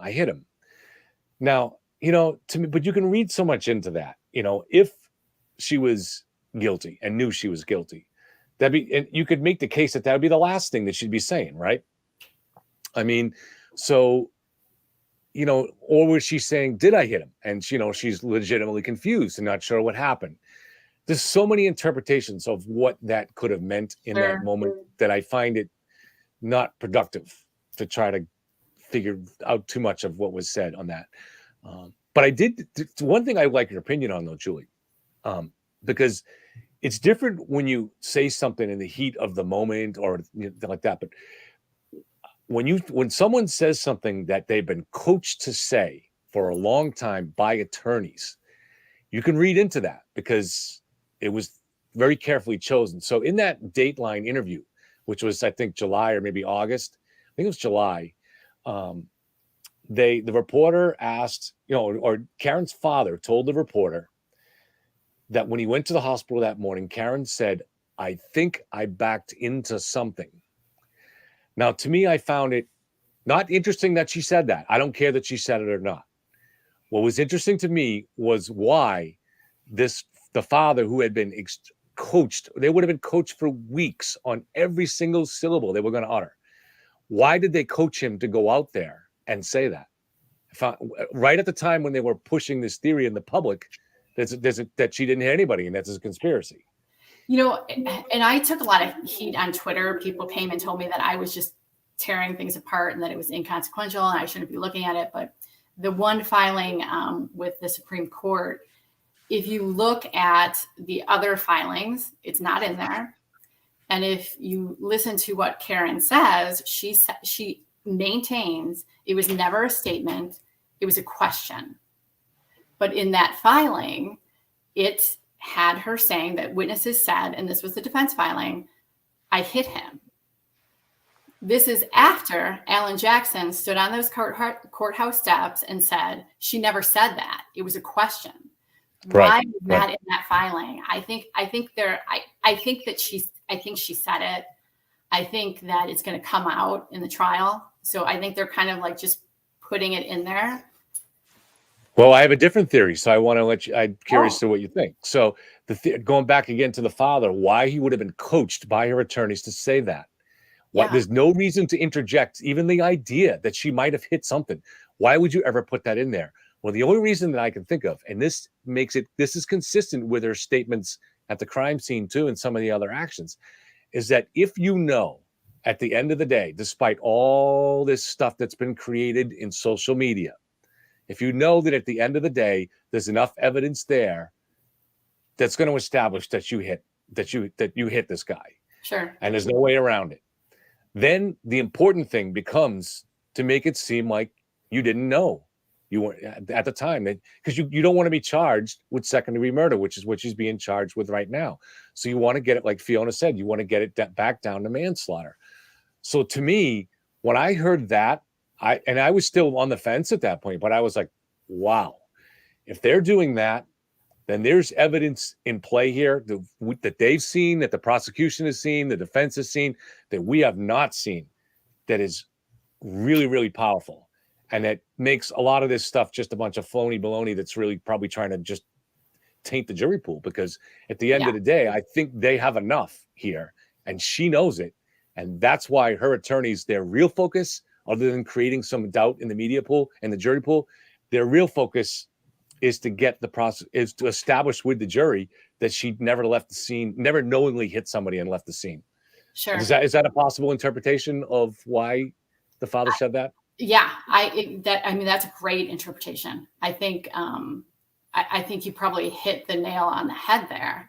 And I think you're right. I think there are going to be things in this trial that are not good for her. And I don't think the way people are thinking of it now, that she's, shouldn't have been charged. She didn't do it. I think we're going to find out that they have things that she's not going to be able to no one's going to be able to dance around it. So I think my question is, I know she was arraigned and she was charged with manslaughter initially, and then she was indicted for second-degree murder. So what did that grand jury see? Right. There's something. There's no way that. Do you have any ideas on that, or any speculation? I have no idea. I really don't. I know that the voicemails that she left, if they say what has been purported that they say, it's not going to go well for her if they play them. But I mean, that's just a boyfriend-girlfriend fight, though, right? So you're really mad. Right, but you don't know what else she said. You know what I'm saying? You don't know what else she said. We know she said. Oh, yeah. Well, if she said something like, "It serves you right that I hit you," or something, or you should have looked up when I said heads. Unless she said something really stupid like that. But if she said, but it sounds like she just said, "I hate you, I hate you, I hate you." I don't know, it's just a fight, if that's all it is, right? So I wonder if this.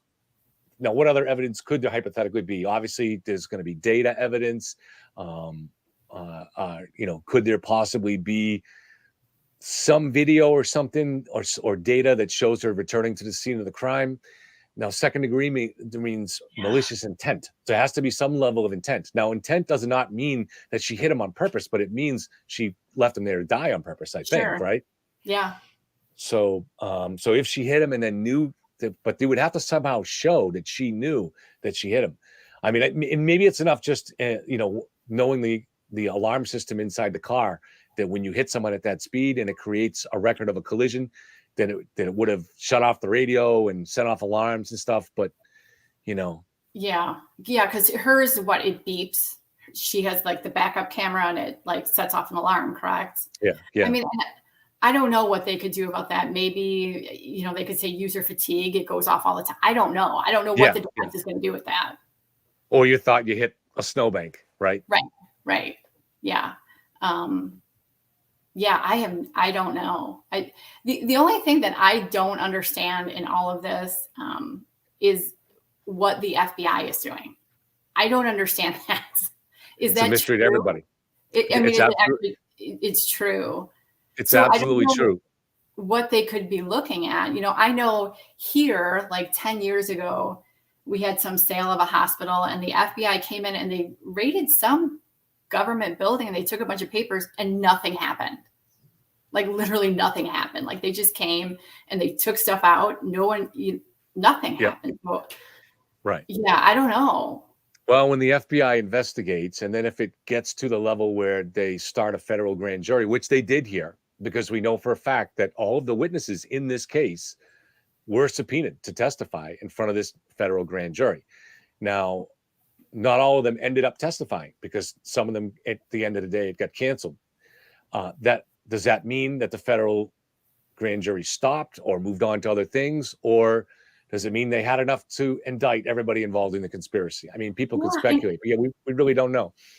So why would they have the witnesses come if the conspiracy is the witnesses are actually the perpetrators? Why are they subpoenaing them to the grand jury? It's a really good point. Now, are you a lawyer by chance? I am not a lawyer. Oh, okay. Neither am I, but I looked into it as best I could. And it turns out that there are, so if you're going to send somebody, if the U.S. Attorney's Office is going to send somebody a subpoena to testify in a federal grand jury, it's going to say in the letter as a witness. It's going to tell you if it's a different kind of letter if you're a suspect. It's called a targeted letter. Okay. And so you will know, and it actually even gives you an advice, I believe. I'd like to see. I got to try to find an example of one of those to look at. But supposedly, it even recommends that you lawyer up. But none of these guys, from what I'm told, and I am talking to people in the family now, none of them got a targeted letter. So, again, I'm not a lawyer, so it doesn't. How much can you read into that? But I don't know, and I don't know what that could be. I really don't. Yeah. I mean, Oops, sorry.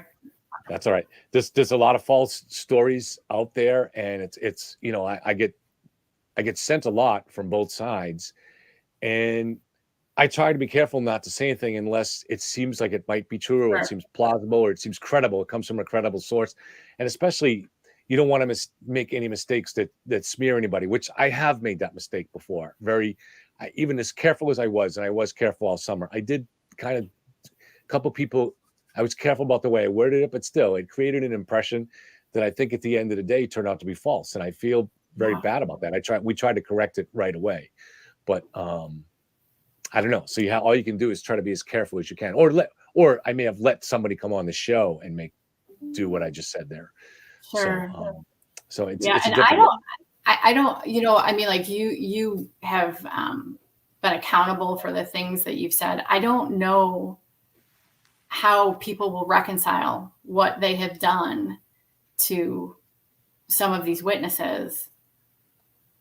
If Karen admitted tomorrow that she did it, like, how do you reconcile that? How do you feel okay with yourself going forward? Because that's a horrible thing to do. And Like how do the people that have been attacking that have acted like a mob, you mean, or how does Karen feel? No, those people what would they do if they found out they were wrong? You're completely wrong. And you malign these people and ruin their lives. Yeah. And doing it in a merciless kind of way and attacking anybody that defends them too. The whole rolling rally and the doxing people and giving out their information and researching their background to try to find dirt. It's, I don't know if Massachusetts is different than Indiana. But you're definitely seeing the dark side of Massachusetts here in this case, so I don't know, you guys, I've spent a lot of time studying the Delphi murders too. I'm not sure if that's. Yeah. So Delphi is about 2 hours and 25 minutes from where I'm at. So I have 2 of my sons live in Indy. So when we go to visit them, we pass Delphi. Yeah. The prison that Richard Allen is at is not far from me. And the warden, it really kind of irritated me reading Frank's memo. Because they spelled Gallipoe's name wrong throughout the whole thing. That is not how you spell his name. And the reason why I know this is he's part of our community. His kids grew up with my kids. So it is kind of weird to see that. I'm not a big fan of what's going on right now. I wasn't a big fan of the Frank's memo. I think it's the same thing that we see with the Karen Reed case. The attorneys are trying to reach the public and put their information out there. And I think we have to remember at the end of the day, this one is even worse. There's two little babies that are dead. These are 2 little girls. And so to make a circus out of that is ridiculous. I in my entire life had never heard of Odinist. I can assure you that there are not just Odinists walking around everywhere. After reading that memo, you would think that like they're everywhere. I had no idea, no clue. I thought you'd need a time machine to find them. I thought you'd have to go back about 1,200 years to find a Odinist over in Norway or something. But it was, I read that whole theory that the defense put out, and it was impressive in the amount of stuff that they were able to stitch together, because they had an enormous challenge, because Richard Allen confessed to his mother and his wife in prison over the phone. And that is admittable evidence because it was over the prison phone. So how do you explain that? And they come up with that theory that explains everything, not convincingly, but I'm sure there are hundreds of thousands of people that will be convinced, There are actually people. I mean, they 100% believe it. They 100% believe that there's this conspiracy with, the police and the Odinists, and those guards were put there on purpose. I don't believe any of that. And so where that fell apart for me was with BH. I'm not going to say his name. I think it's terrible that, again, here's another person that has not been charged with anything, and his pictures all over Twitter, and people think that he did this. But anyway, so he was at work. He's punched into work. And so their way to get around this was maybe someone punched him in or punched him out, or maybe and this is when I was like, oh my gosh, like I just roll my eyes. He's like Charles Manson.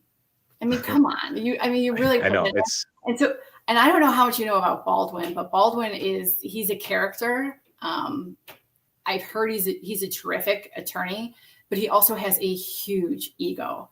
And I know this from researching him. Is this the new defense attorney? I don't. No, it's the one that got kicked off. So Baldwin's the one. That's the one that got kicked off. Okay. All right, yeah. So he had a case and he lost the case. I mean, it was bad. The guy got a terrible sentence, but someone did a podcast on it, and so like all over his website was about, they had said he was like this wonderful attorney and he was great on cross. And I'm thinking, well, that's great, but you actually your client lost and he's going to prison for the rest of his life, but you did a good job on cross. So we're happy for you. Yeah. I mean, well, their job is to defend people that a large percentage of the time are guilty. So, sure. So it's not necessarily a mark on them that they lose a case. Right. But so do you think are you convinced that Richard Allen did it and did it by himself, or do you think he had any accomplices or any connections to Keegan Kline or? I don't know. And how far did you get into that part of it? Did you really go down the rabbit hole with Keegan Kline? Oh yeah. I mean, but I just to, I mean, so what, all right. I didn't look into this case until a little more than a year ago. Okay. I had done a series on Lizzie Borden and somebody suggested, hey, I like the way you think. Why don't you do something on the Delphi murders? Which I barely remembered, to be honest. I remembered it as the Snapchat murders, Yeah. So I started getting all the documents, and it was Reddit. You could find all the stuff on there. There was a couple of good groups that had all the documents. And so you start over a period of weeks of going through them. After I did my first video on it, my brother, who I didn't know had watched my channel, sent me some stuff on it. He was apparently into the Delphi murders, but he had gone down some of the crazy. My brother's really smart. He's got a great job in biotech, but just for the entertainment value, whatever, I don't know. He got drawn down some of the crazier theories, that the girls were sacrificed by a devil worshiping cult and this and that. And, it was filmed from the bridge. And I didn't realize until I started looking at how many people were buying into this stuff, millions of people. Yeah. And so as I started and I didn't, and as I started looking down everything, about a month before they arrested Richard Allen, what was decisive to me was I read something that had been released a few months before by Murder Sheet. They had got their hands on an interrogation of Keegan Kline. And I read through that like 3 or 4 times, just highlighting really, really carefully. And I realized some things from that. And one of the things was they had all Keegan Kline's communications. And there seemed to be and they had Libby's phone. And there seemed to be no evidence that the girls had ever communicated with anybody that they were going to the bridge that day. Right. And there was nothing from Keegan's. So if nobody knew they were going there, and there was always a chance that there was communication that the police hadn't told us or that they hadn't found, but it seemed like there was no communication. Well, then they were just in the wrong place at the wrong time. Mm-hmm. And there's not even a possibility of a conspiracy. It's foundational. And this kind of things goes back to the Karen Reed case. If there's no way that taillight evidence could have been planted, there's no conspiracy. And it doesn't matter how many other weird things you find. You can bring Odin in, you can bring, I don't care how many 6 degrees Proctor connections there are to the Albertstown line. It doesn't matter. If nobody was able to plant that taillight evidence in the hard, packed, plowed snow, which you would have needed a shovel to do, there's not a possibility of a conspiracy. That Right. was, so so the same Richard Allen, I go down, I try to, if there's not always like an example like that, but in most cases, there is some kind of a foundational, it's a road that if you block off that road, then everything on the other side of it is impossible. And I just look for those roads where I can block them off. And then eventually you can hopefully get it down to one. Right. I mean, and with Karen Reed, there's no way that any of them, let's say it is a conspiracy, there's no way they could have predicted that she was going to call Jen McCabe. But in the defense's version of this, Jen McCabe is orchestrating everything that morning. Mhm. So it falls apart for me there. Like there's no way that it's going to work like that. So you can't have her be the orchestrator, but then she was brought in by Karen, and there's no way to predict that. There was no way. Let's try to play it out from the conspiracy really being a possibility. So I guess it would be, they obviously didn't plan to murder John if that was the case, because who plans to murder some guy and then drop him on your own lawn? That's not a very good plan. So let's just say he came into the house and something happened unplanned very quickly, gets in a fight, guys are drinking, something happens. And so for whatever reason, they decide they have to put him on the lawn. I'm not sure why, right. But because even if the plan is to make it seem like he got hit outside your house by a car, you'd put him in the gutter, you'd put him on the road. Yeah, but he was found back on the lawn. Yeah. So, but as far as Jen, I don't know. I mean, was she does a conspiracy require her to be the evil genius, or just play her part? Either way, it doesn't work for me, because none of these people strike me as seasoned criminals. So, I look at Jen McCabe. She's probably like a lot of the women that I know that I was friends with that were moms. So she's just watched a man die, or she knows a man is going to die, and yet she can keep it together. Right. Yeah. So she just keeps it together. I don't believe that. I don't believe it could happen. I mean, you would have to be so hard and so cold. I just don't see it. I don't see a suburban mom being able to do that. Yeah, I mean, you never know what somebody's capable of, but yeah, as far as I know, there's no criminal history in her background. There's nothing. She's not like a lawyer or doing some kind of a job where you have to be scheming all day, or even like a fiction writer. She's just a regular soccer mom, Right. So, but what was she required to do here? I guess, if people inside the house who are in law enforcement, so who might be a little bit better at scheming something like that, they really only need her to kind of get everybody out of the house and get them home and keep them quiet. She has to just kind of make sure her role would be to make sure that her husband, who was also in the house, and I think they gave one of the girls, Allie Nagel, a ride home. Yep. So I guess her role would be just to make sure everybody. I don't think her role needed them to know that Karen was going to call her up or show up at her house. Yeah. I mean, I see what you're saying. I guess there too, how is it that you have two men attacking someone and a dog involved, and the rest of the people don't hear it? So I have this huge dog right here, and I can tell you that when he gets upset, you hear him. So if someone was hitting me, so let's say someone comes into my house and they come down and they hit me, you're going to hear that dog everywhere in the house. There's no way you're not going to hear him. So how did these people not hear the dog going crazy? I 100%. They don't bite in silence.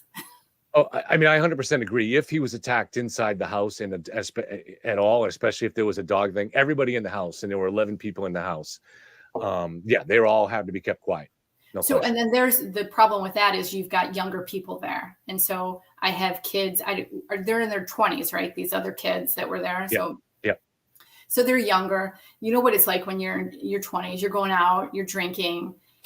You know what it's like when you do stuff like that. You just start talking. There is no. Well, that is kind of maybe what happened, to play devil's advocate here. Okay. So, so there's a woman, and I'm going to say her name because she's a good person. I've talked to her a few times since early on, and some people in the town who are on the side of, who are confident that Karen is guilty, have kind of taken it out against her. But I think she's a good woman. She just really believes this. Her name is Carol, and what she had told me was that a few days after this happened, she lives in Canton, and she ran into her son, and she goes, "Isn't that awful? What happened, to that young Boston cop?"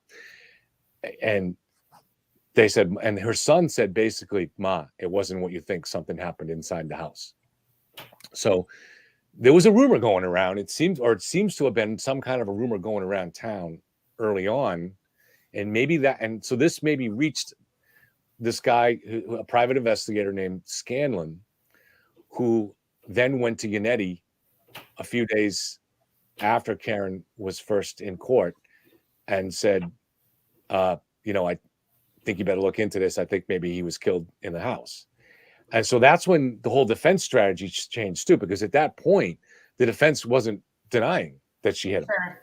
They were okay. It was, and Yannetti famously did a press conference on the court stairs. And he said, yes, my client did. It was an accident. He said, there was no intention, is the way he said. He didn't say, yes, my client did, but he said it was an accident. Right. There was no intention. My client loved this man and she's broken up about it. So that was that they weren't arguing that it didn't happen.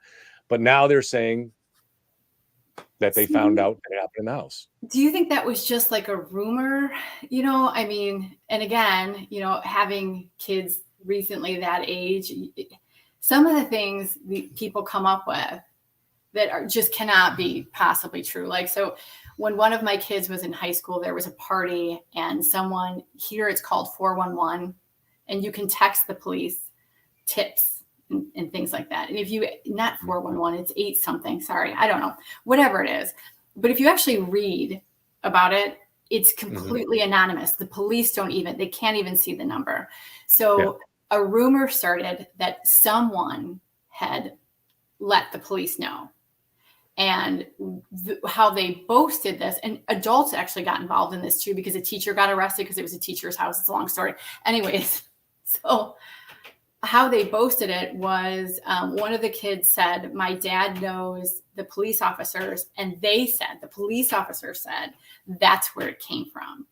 And I'm like, how stupid can all you people be? All you have to do is go online and look at it. The police don't even know where it came from. So do you think that was just a rumor, or do you think that it was true? I think, you have to start out with a basic position, like you were saying, right? So for me, you're trying to figure out what is the truth here, right? And any kind of conspiracy, the more people it requires to keep quiet, the less likely that it is. Okay. So you've got at least 11 people here that have to be quiet just to start, because those are the people that are in the house. And then you add layers on top of it, depending on how much, but you need some police, probably some Canton police, and then at some point, and some state police to at the least be quiet about things they know, but in other instances actually plant evidence. So all those things make a conspiracy less likely, but not impossible. So you shouldn't rule it out, and you start out just by looking at the foundational evidence, because conspiracies do happen, right? So you do. So they're but the bigger they are, the less likely. And so yeah, and you start here.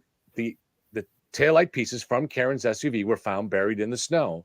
So someone had to plant them there, unless that's actually what happened. She hit them and the pieces were there.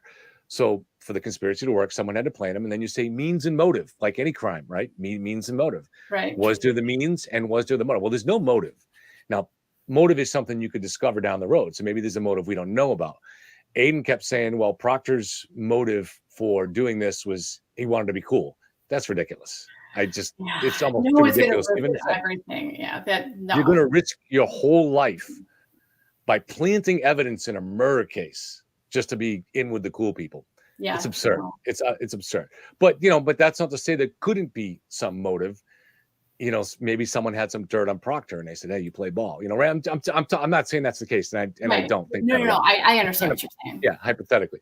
And then you look at means. So that's where you really get into the problem in this case. Karen's SUV was after she got home from whatever happened on Fairview, it was in the garage until 5, unless we find out later that it left, because I think we're going to find out that she turned her GPS off. But let's forget about that for the moment. Okay. So that would be a big problem. Yes, it would. Yeah. Her. And yeah. So then 5 o'clock, she leaves, and that's the famous picture in the driveway of her backing into John's Traverse, very slightly bumping it. She goes to Jen McCabe's, and then they call Kerry. Kerry meets them there, and Kerry drives, or they all drive back. One of them drives Karen's vehicle, and the other one, and Kerry has her. I think Jen drives Karen's vehicle. And then so they put it back in the garage. So at that point, nobody could have tampered with it. And then they leave him going out searching for John. So the garage, so the car is back in the garage. There's no sign that the garage was ever broken into. The niece is inside the house. She's been awakened because of what's going on. And it would have been difficult to anybody that broke into that house at that time would have left tracks. John's family started arriving, I think, about 6:45, maybe something like that, 6:30, 6:45, because they knew what had happened, and the niece was there by herself. So it seems unlikely that anything could have happened while the car was in the garage and the family was there.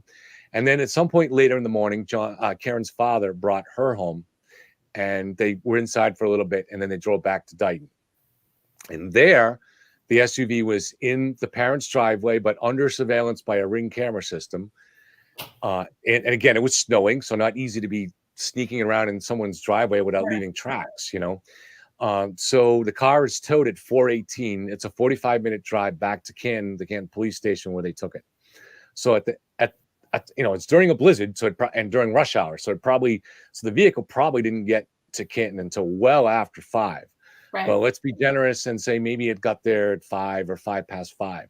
Now you've got to pry taillight pieces off and bag them up and then race to the crime scene, which is a 10-minute drive.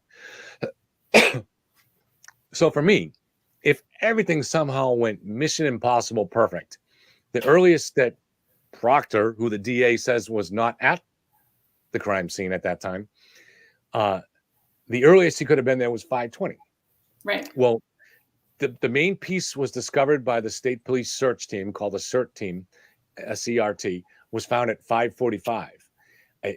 The news cameras filmed the beginning of the search. They're all walking out with shovels. And what time exactly did they begin? I don't know, but I'm thinking it's going to be easily established that by 5 o'clock, there were news crews there. There was the state police there. In the picture, you can see all kinds of vehicles there. In the news video, you can see all kinds of videos there. Yeah. So a trooper is going to get in there and bury pieces in the snow. They're buried in there, all over the snow. They're not. Right. It's not like they just. There was falsely said earlier that the piece was just found sitting on top of the snow, which is one of the many false things that get said in this case, because you can see the shovel marks right next to the piece. So, I mean, there's just no way that taillight pieces could have been planted. And I have to tell you this too. So once I've been kind of talking about this a lot over Twitter for the last few weeks and in some of the videos, I think it started finally to get through to some of the leaders in the Free Karen Read movement. And they all started messaging me last week to say that the latest theory is that the trooper planted taillight pieces that were from some other SUV. I saw some stuff that suggested that. Yeah. So they're forced to do that because now they have to recognize that there was no way to plant the evidence from Karen's SUV. So now I guess they went and got taillight pieces from somebody else's, did it earlier in the afternoon. And so then I asked them, I said, so what next? Did they have to go switch the pieces back? Or are those false pieces still in with the prosecution right now? They didn't have an answer to it. Well, yeah, of course they don't. But, in the beginning of that story, when you think about it, that was when they brought that SUV back. That was when Karen pointed out to Jen and Carrie that her taillight was cracked. Yeah. So they haven't even started looking for John yet. And she's already pointing out this cracked taillight. Why? And again, you would think this is inconsequential. This does not matter right now. Why are you stopping to look at that taillight? So think that through. What are some possible theories on that you might have to why she might do that? Both from guilty, innocence, or what are the possibilities? So if she's guilty, and at this point, it could be two things. So maybe she was aware that she hit him. She was mad and she was like, whatever, he was going to make it into the house, and assumed that he would come home. Mm-hmm. Now she realizes that he didn't make it into the house. So she's covering it up, or she knew that she hit him, but now she's got to have a story about this, about how the car got damaged, because the car, it wasn't just the taillight, right? So there's some scratches and there was a dent too, correct?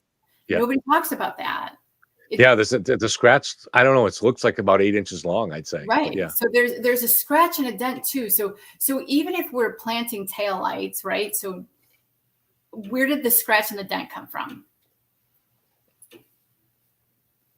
It certainly didn't come from bumping into John's car at about Absolutely 1 not. miles an hour. The other thing that cracks me up about that is, people are trying to get you to believe that that's when the taillight was broken. However, the snow doesn't even move off the car. She barely touches that car. So you expect me to believe that cracked the taillight, but there's no way that if she hit John, that a body could have cracked that taillight. So you're giving me two things that, when you say them together, don't make any sense. You're saying it could have happened here, but it just, tapping it just shattered. I go back to, you've got to look at it like everything that you believe to be true, the opposite of it is true. And you realize people aren't doing that, because you can't have, you would not be able to make that argument with somebody without. To be logical, you have to be consistent and apply the same things across the board. You wouldn't be able to do it. They're not. People aren't thinking of it. They're trying to put the pieces in to fit what they actually believe, instead of actually looking at what's there. I mean, there is still a problem with the injuries. I've had a problem with that all summer, because to me, one of the theories is, now we have not seen the autopsy. We've seen a partial description of the autopsy in the charging documents, and we've had the defense's description of the autopsy. And so the defense says there were no other wounds on the body besides the arm abrasions, a bruise on the hand, the fatal wound in the back of the head, and some scratches on the face. So maybe there will be some more. There is a little bit of an indication inside the autopsy to possible damage to organs, because there's a sentence about the hyperthermia evidence in the pancreas, but then right below that, there's another sentence that sounds like they're talking about trauma. But so one of the theories is that the car backed into him, and it sent him, and the wound on the fatal wound was from him hitting an object such as the fire hydrant that was there. But the only problem with that is, well, then how did she break the taillight? I mean, if the taillight hit him in the stomach, was that enough to break the taillight? I mean, only if it hit the hip, right? But this, unless that shows. But I mean, that's something that they could even do an autopsy on now on the skeleton and find that damage, I guess. But as far as the injuries, and I know people are really stuck on that.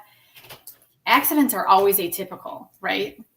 I mean, you can reconstruct an accident, but you don't have your typical accident. So, everyone is unique. Yep. I'm not clinical. I'm not a doctor, but I've worked in healthcare for a long time. I've seen a lot of patient charts, and you'd be surprised, someone gets hit by a car and these are their injuries. Somebody falls off a curb and they look like they've been in a high-speed accident. So I on that particular area, I'm going to wait to listen to what the doctors have to say about. That's very good advice. And I have talked to other people in law enforcement who say something similar, who have dealt with a lot of hit and runs and things like that. And they said it's amazing that every single case, the injuries are so different that it's almost bizarre, some of the injuries, know. So that is true. But I still think it's worth trying to make some sense out of it, since kind of that's all we're doing here. And this YouTube kind of stuff is doing useless, unprofessional analysis of things, right? So, but we still, I think the value of it for the public is that we do learn more about things that are mysterious to us normally, the legal system, data and stuff like that. I didn't know anything about data forensics this summer, and I spent way more time researching it than I ever would have dreamed of. That's another thing that I'm going to have to wait. I read Hyde's report. I read what Green said. If I'm understanding correctly, how he is verifying that time of that search is other user activity around it. Well, I mean, when you look at it that way, that's not definitive. Just because she was on her phone, that does not mean that she typed those words at that particular time. So when people are saying, it's a Cellbrite and he's an expert and whatever, and then you look at what he said, I'm not an expert, but that doesn't seem very expert-y to me to just be like, somebody was on the phone. So then certainly what I've said is true. So that's another thing I'm going to have to listen to what they have to say. Do you think it's going to come down like with these jurors? You know, you're going to have competing experts. So I think it's going to be whoever can relate to the jurors better, whoever the jurors can understand better. I think they're going to go with that. If they introduce the conspiracy before that testimony and it's shaky, then I think they're going to reject it.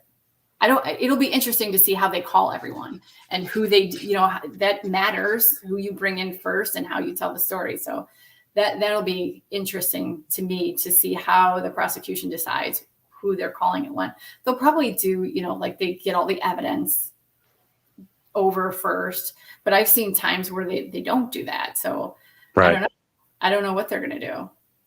I'm really interested to see the cross-examination of a lot of these guys, but especially Rich Green, the forensic data analyst for the defense who wrote this report. We could not find anything on this guy. I couldn't find anything either. We could nothing. No other case that he testified in, and we tried everything. I just assumed I had been hearing all summer that this guy's the best of the best, and he's the name. And then all of a sudden we started looking into it because I wanted to make this, because once I saw who Jessica Hyde was, and she is one of the best of the best. Yeah, I was like, this will be great to do a video, make it like the champions coming at these two great, champions coming at each other in battle. But I couldn't find anything on Rich. I can't even find a picture of him. No, and when I talked to Turtle Boy back in the day, and there was an episode here where I lost my cool and had I had it out with him when he was trying to provoke me in chat. So afterwards, the next morning we talked on the phone for about an hour, and one of the things we talked about was Rich Green. I said, "Give me something on him," and he said, "Hey, he's qualified." He goes, "It's in the report." I said, "All it says is he passed it. He's certified, basically." He goes, "That's enough." I said, "Well, has he been in a case before?" And he said, "He's a guy in his 70s. So he's the guy in his 70s that got certified in 2008. So he apparently took this on later in his, I don't know. Don't know anything else about him. Doesn't that strike you as a little bit odd? Because I would think Alan Jackson knows some people. You know what I mean? So I texted Alan Jackson, and I said, all right, so a little bit back on this even further. So back in late July, Turtle Boy called me up and he said, Alan Jackson would like to speak to you. So it was only a month later when Turtle Boy was insisting he never spoke to her lawyers. Yeah. And I'm like, how could you say this? I mean, you called me up and you said, he gave me his number. So I texted Alan Jackson and I said, this is Kevin from Yellow Cottage Tales. I said, I understand you want to talk to me. I said, I'm willing to talk to you, but just understand I am not on anybody's side and I'm going to cover this neutrally. Sure. And he texted back basically saying, that's okay. I respect that. I'd still like to touch base with you. Can I give you a call in a couple of days? And I said, sure. He never did call. So then a few weeks later, when I was trying to do this video that established Rich Green versus Jessica Hyde, I texted him, can you give me something on Rich Green? I'm making a video and I want to show how his credentials. He didn't get back to me. Yeah. I find that a little suspect because I would think that Alan Jackson knows who the best people are. So if this is true and that actually happened, why wouldn't you have a heavyweight saying that in your report? Why are you picking this guy that nobody can find who he is? No, I don't know. Has he testified before? Couldn't find any examples of it. Maybe he has. I mean, we've been looking for months and haven't been able to find anything. So I'm not actually necessarily questioning his qualifications, but this is what I've been on a couple of juries before, and this is what goes on. Defense teams know how to find the doctor who will say what they want, the medical examiner will say what they want. It doesn't, that's all. It's fair. That's how the legal system is. But nobody should have been looking at that and saying, aha, 227 is certain. No, that's insane. It could never have been certain unless both sides agree it's certain. Otherwise, because and once I saw in June that Lally had hired an independent expert, and we hadn't seen the report yet, it hadn't leaked out, but he had hired, and turned out to be Jessica Hyde, and she agreed with Trooper Garino. So at the very least you had here two sides disputing this 227 search. Yeah. And so to me, I was like, all right, it's uncertain. And so we kind of have to look at other evidence. But people still to this day accept that as though it's like written in stone. Because And it's the hook, Kevin. That's the hook that brings them in. They Yeah. want to be part of that conspiracy. They want to believe that. So they can't give that up. There's no way they can give that up. They're never going to give it up. it's a good hook. Yeah. Yeah. There was an article I read on Twitter. I think his name is Rick Ross. So he's like a cult expert. And he had put this really great article about conspiracies and how they kind of suck people in. I'll send it to you. It was a really great article. Yeah, I'd love to see it.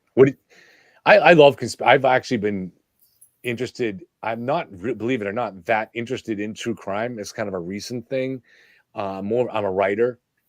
Okay. But I have always been interested in things like history and science, but I've always been interested in cults for some reason. So I read several books on Jim Jones back in the day. So I do find a lot of that stuff really, really interesting. Yeah, you'll find that article really interesting. I'll send it to you. So do you have an interest in true crime yourself? Is that part of what drew you into this, or? Yeah. So what happened with me was my dad was very sick. My dad had lung cancer. And after my dad passed away, my parents had been married for 50 something years, and they were like best friends. They did everything together. No separate interests. Like they were one person. So after my dad passed away, my mom had a really hard time. She was very depressed. And it got really, really bad. And trying to, first you're trying to grieve, and then you're trying to be a parent to your parent. I mean, it got so bad at the end. My mom wouldn't even get up and go to the bathroom. She just really lost it. And so I'm trying to, handle the grief of losing my father, take care of my mother, still work, still do all these things. And I would wake up in the morning and I would just have terrible anxiety, because I just this is just going to keep going on. So anyways, long story short, I started listening to podcasts that were true crime, to kind of ease that, to try to get my brain to do something else. I didn't realize that I was kind of self-medicating, because your brain releases endorphins when you hear a story beginning, middle, and end.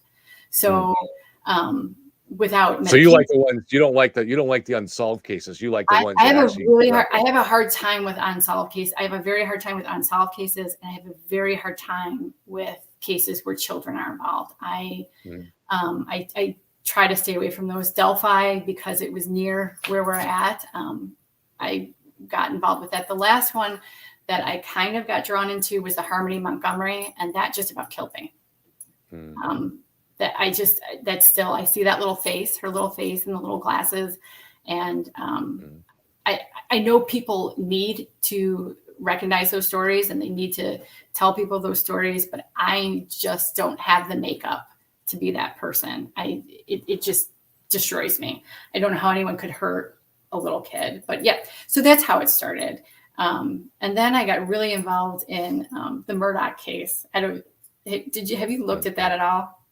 Not as closely as yes, I have, but not as closely. I mean, even people like my parents, have watched this more, and I wasn't that much into true crime, like I said. Yeah. So, well, that one's got conspiracies, and that one's got corruption, and that one's got a lot of stuff. I personally like more the fraud stuff. Nobody now, do you look at this Karen Reed case and say potential Murdaugh situation with that kind of institutional corruption? I don't see it because I don't see there's nothing that this group of people that are supposedly in this conspiracy, they have nothing to gain from it, right? So if they're trying to cover up for somebody else, that's part of it. But when you're pulling in, other police people, and you're pulling all these people, what do they have to gain from that? So I don't see it. I'm sure that if you were to take apart any town, I don't think Canton's any different. There are deficiencies, and there are probably things you could find, but do I think they're corrupt to the core? I don't, but I haven't seen their finances. I don't know, I don't know that kind of stuff, but I just, no. Right. No. Yeah, no, you're right. It has some similarities, and if there does end up being a conspiracy, there'll be a lot of similarities. Yeah. But yeah, you can look at the Murdaugh case and understand what his motive was, and then you can understand the power that his family had in that region. There's no parallel here for that. The Alberts don't have any kind of power like that. No. Nothing at all. He's just a Boston cop, a good Boston cop with a good record and all that stuff. But I mean, other than that, he's not even high ranking. So that's the other part of the conspiracy, that this makes no sense to me. I cannot believe that people have bought it. Selling the house. I think that would be the dumbest thing you could possibly do, because now you're inviting anybody to be able to go That's a good point. there and tear everything apart. Now, if that house had burnt down, I might raise an eyebrow. I might be like, well, I don't know.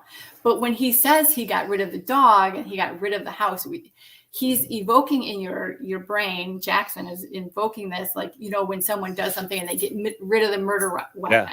Yeah. But this makes no sense.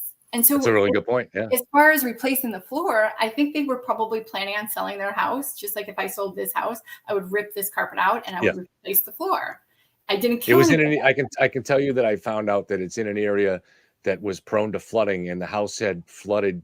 One of the reasons they had to sell it, I think, was actually because it had flooded 3 times, and each time ruined the cellar floor, and it was never completely repaired. Sure. And so in that case, you would probably be ripping out subflooring too, right? So that would if somebody found that out, that they ripped it down to like the studs. Well, it was in the basement, so I'm not sure if there was subflooring. It might have, but yeah, and I'm told maybe there was also a mold situation that resulted from it. So I mean, if it was carpet and it had gotten wet, it's going to stink, and you can't sell a smelly house. It's not going to happen, especially if it smells like mold. People are going to be like, nope, there's water problems here. So I don't, like I said, if that house had burnt down, I would probably, I might look twice at it, but to sell it, that's the dumbest thing you could do. Yeah. That is not smart. And the dog, you have to think about the financial risk. So if this dog had gotten out, and I'm still not clear if the dog had attacked anyone prior, but what I am clear on is that the dog did attack. It sounds like it went after another dog, and then human beings got involved. Am I correct on this? I know I don't know the details of it. It didn't interest me enough, but yeah. Yeah. So from reading the papers and listening to the arguments in court, that seems to be what happened. Mm-hmm. I mean, we're not young. We have assets. If this dog attacks somebody, I would be thinking, I'm going to lose my homeowners. Mm. I'm going to get sued. Yeah. I love this dog. I don't want him to go, but I just can't keep him. Plus, I don't want him to kill somebody else's animal. I don't, want that. Right. One of the things I want to ask you, because this is just really driving me nuts, is so the last hearing when Yannetti got up and he was trying to reduce the bail. Yeah. Okay. Do you remember that? Do you remember the? Sure. Okay. So he had not filed the correct affidavit, but she allowed him to go ahead, and he gave, how long was that? Like 10 minutes. And I, by the third time that I listened to it, I was like playing the little violin because, he was, he withdrew that. Yep. He withdrew and it was all for show. It was 100% for show. The part that they were supposed to give and didn't give, that's the reason they withdrew. They didn't want to give the financials. Now, we don't know why, but I know one theory on this. I've been told from very good source, close to everybody, that Karen is paying Alan Jackson substantially more than what Yannetti is getting paid, substantially, and that they didn't want Yannetti to find this out. But there could be other reasons in the financial aspects that they just didn't want that stuff to be exposed to the court or to the public or whatever. Yeah, and I don't think he ever. I think he wanted to get up and he wanted to say the things that he said, and he wanted them in the public mind. and he never intended on filing. And you could tell, like, so one of the, I don't know if it was that hearing or the one immediately before that, but you could see the judge had judges. I see, to my view of the judge, the judge has been extremely tolerant and indulgent. I 100% agree with you. To what the defense does, and I would do the same thing in her shoes. But so, like, Aaron on my channel had said, wow, I think the judge is being totally unfair to the defense. But I disagreed, because I think what the judge, see, when you're doing a hearing here, there's no jury. The lawyers are supposed to be just presenting stuff to the judge. Sure. But they weren't. They were presenting it to the TV camera. Mhm. And the judge was basically, oh, no, don't be showing that poster you got there. You show that to me. So they were like trying to angle it. So, like, you know, but it was clear they weren't performing. Yeah. I took a clip of that because it was, I mean, and it's Judge Canoni, correct? That's how you say it. Yeah. So she was so Miss Little, put that down. And then she still didn't put it down. And she's like, put that down. You know, like she was talking to somebody that was like 5 years old. But I think she's been more than gracious, more than patient. I did kind of hear a crack in her voice, the July hearing where they were trying to have her recused. And I don't blame her. I thought that was, I thought it was a dirty trick. Yeah. And I don't know how anyone, you know, Aiden did a affidavit in that. I don't know how anyone took those messages seriously. I mean, they could not have expected her to actually recuse herself based on that. No. And they immediately dropped it because she asked them, would you like to appeal it? And they were like, no. Yeah. More games. Yeah. Like I said, I really do think their strategy, what they were going for is they were trying to get it dismissed. And I don't think it's going to work in this case. It's not going to happen. I mean, this judge has heard them say at the beginning, in effect, yes, my client did this, but it was an accident and she didn't know she did it. Right. So, you know, people watching this summer haven't experienced that, but this judge experienced that. I'm assuming it was the same judge. I don't actually know that for a fact. I'm assuming it was the same judge at the beginning. Maybe it wasn't. I don't really know that. So, but if the judge has experienced that, like, you don't just lose that in the back of your mind, knowing that these guys are suddenly playing something up for the cameras, you know? Yeah. So, I mean, but she's given them a lot of latitude. It's their right. You have to be able to mount a defense. So nobody wants to deny, you know, her full rights to do that. So, you know, okay. Well, Julie, it's been fantastic having you. Thank you for joining me. Well, thank you for asking. You're welcome to come back again. Are there any other true crime cases that you're interested in? You know what? Right now it's just Murdoch, or however you want to say it, Delphi, and this one. And I think we're seeing in all of these cases some limits being pushed. With Murdoch, they're trying to get the judge recused. They went after the jury. They went after the clerk of court. Delphi, we've got a judge problem too. Yeah. A judge problem? What's the problem with the judge? So, do you know anything about the pictures? Yes. Okay. So the day that they were supposed to have that hearing, there was a meeting in chambers before the hearing, and Baldwin, she said that he withdrew. His story now is that he never withdrew. He never intended on withdrawing. That's right. That's right. Yeah. You know, and I kind of knew something was going to happen and it wasn't going to be good when Rossi did not, because he was supposed to file his withdrawal. And I kept checking on my case and it never showed up. So then Baldwin and Rossi were going to represent him pro bono. And the judge said that you can't because you withdrew anyways. They're trying to get that judge removed. Our attorney general, so she's not releasing the transcripts of what happened in the chambers. And she will not allow them to represent Richard Allen anymore. So they're saying that his rights are being violated.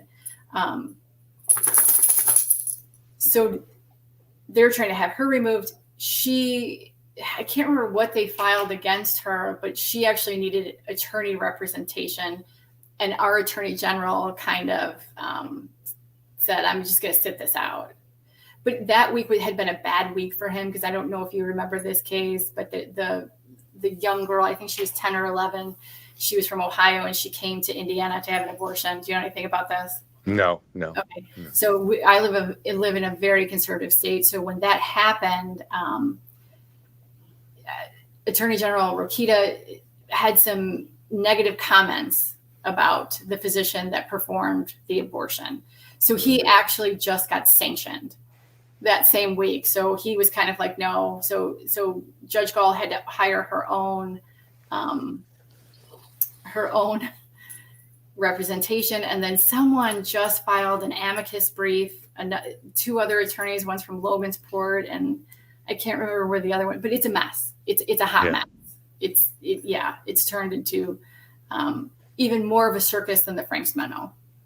So what Julie was just referring to here was that an assistant for the defense attorneys leaked the crime scene photos of the girls. They were, as you can imagine, of a horrific nature. Leaked them to 3 different sources, including Murder Sheet, which was been getting other materials in this case over time. And Murder Sheet went to the police, as they should have. And so, fortunately, I don't think these photos ever went public. But and there had been a prior incident with a leak with these same attorneys, so that I think that was the reason the judge is like, "What's going on here?" So I don't follow it closely enough to know if it was ever established. I guess it wouldn't have been established if those attorneys themselves authorized those leaks. I'm assuming there's an investigation. So let me tell you a little bit about Baldwin. So Baldwin, gosh, you have to go to his website and read. He's something else. But he decided that when he opened his practice, it wasn't going to be a typical partnership where like you kill what you eat and you just work on your cases. They were going to be the team.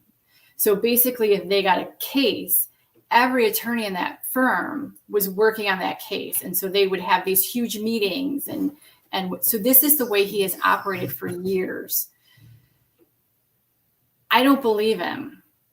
I really don't. I think that probably those things were out. I don't think he kept them private, like locked up somewhere. And I think that's how it happened. Do I think that he knew that it happened? Probably not. I don't know. But do I think that he was as diligent with making sure that no one had access to those things, given the way that firm operated? How could he be? Could there? I mean, I don't know what advantage. I mean, maybe there is one, but what advantage could there be for those photos becoming public? What advantage for the defense? Was there any? I don't see any advantage for the defense. I really don't. I don't see an advantage for anybody. I don't know why anybody would want to see them, first of all. But then they had put in what they had filed this week. They put in a very disingenuous line, and they said that what was leaked would have come out in court anyways. But there's a very fine line there, right? Because it's going to come out in court, but not to the public. Right. The public is that. So putting that sentence, I'm one of those people that I just take things apart like that. That particular sentence really rubbed me the wrong way. Yeah. Just admit it and just acknowledge the fact that you have 2 dead little girls, you have families grieving. The thought of those materials floating around on the internet, don't put in a stupid line like that, because that just take responsibility for it. Even if you didn't authorize it, feel the proper remorse and take responsibility for it. Sure. But I think part of that, that's the personality of an attorney, and they have to have that personality. I work with surgeons, and surgeons are an interesting breed too, but they have to have that personality. They cannot do what they do without that personality. So that's right. That's a good point. Yeah. So one more question on the Delphi murders. So a very good friend of mine and of this channel, Dave Jenkins, is a guy he lives in Ohio and is former federal law enforcement himself, and he's studied the Delphi murders very, very closely. Maybe obsession might be a word he would not have a problem with. And he has looked at the recent discovery material, and on that list, the prosecution has included the interrogation that the police had of Keegan Kline. Now, he has long believed that Keegan Kline is involved with these murders. Yeah. And that there's a connection between Kline and Richard Allen. So can you think of any other reason, though, why that would be included on there? Or does it mean anything to you? Or if he's on there, there's some connection. That's my gut instinct. There's got to be. Yeah. Wasn't he sharing the login to that Anthony Schatz account with his father? Okay. If I read through that interrogation so many times and underlined it, and he claimed in there that he had shared it with his father. Yeah. That's not proven, and the police were trying so hard to hit him on that angle because it seemed pretty clear the police didn't think he was capable of that kind of crime. Yeah. Because he didn't even have his driver's license. He was afraid to drive, and it just didn't seem like he could have gone 20 miles away and done that kind of thing. So they were really trying to play up, could his father have done that? Sure. And they did have examples of there where he would be talking to underage girls over Snapchat, and in the room his father would be joking around with him, like aware of it. Yeah. And so I think that was as far as they proved, was that the father had no problem with that kind of thing. But they really tried to hit that hard, and they clearly didn't have. If they had some kind of they had always electronic devices. Well, we don't know if they had them all. It seemed like they had all the electronic devices, right? And because they had a lot of material that ultimately he's been sentenced to 40 years because of what they found on those devices. Yeah. So it seems like it's unlikely that there was something on some other device that they didn't find. And if they had found something that showed communication or showed someone else had access to it, they would have confronted him with it directly. Yeah, I agree with you on that, but I don't know. I cannot think of any reason other than there's some kind of connection why that would be there. Unless the only thing I could think of is if you put something, and I'm not a lawyer, so you'd have to, do they do this kind of thing? Do prosecutors do this kind of thing? But you put it on there because you're still trying to hope that Richard Allen, if he does have a connection that they have no evidence of, will come out and say, let's do a deal. Oh, that's a good thought. Yeah, that's a good thought. And there's still but I don't, to me, he would have done a deal already. I mean, I don't know why he wouldn't, say, all right, you're not going to give me the chair. Right. And I'll tell you who set me up with the girls. Right. I mean, I don't think he's loyal. I can't imagine that this psychopathic guy is loyal to the guy that helped him set it up. No. So I don't understand why he wouldn't have cut a deal by now. Sure. But I don't know. But it is really interesting. So yeah, I couldn't get through that interview with the police that Keegan did. I tried so hard, but it was just so awful. When he's talking about the communications that he had with these girls, it literally made me like sick to my stomach. Like, God, I cannot believe there are people out there like that. Especially where, this guy was a monster in the making, no question, because it's not just that he had an interest in 14-year-old girls. He had videos on there of sex. These weren't ones that he made, but these are presumably stuff he found on the web with very young girls. Yeah. And he was Googling the pictures of the Sandy Hook victims. Yeah. So you're now associating this sexual urge with violence against children. Right. So that was a monster.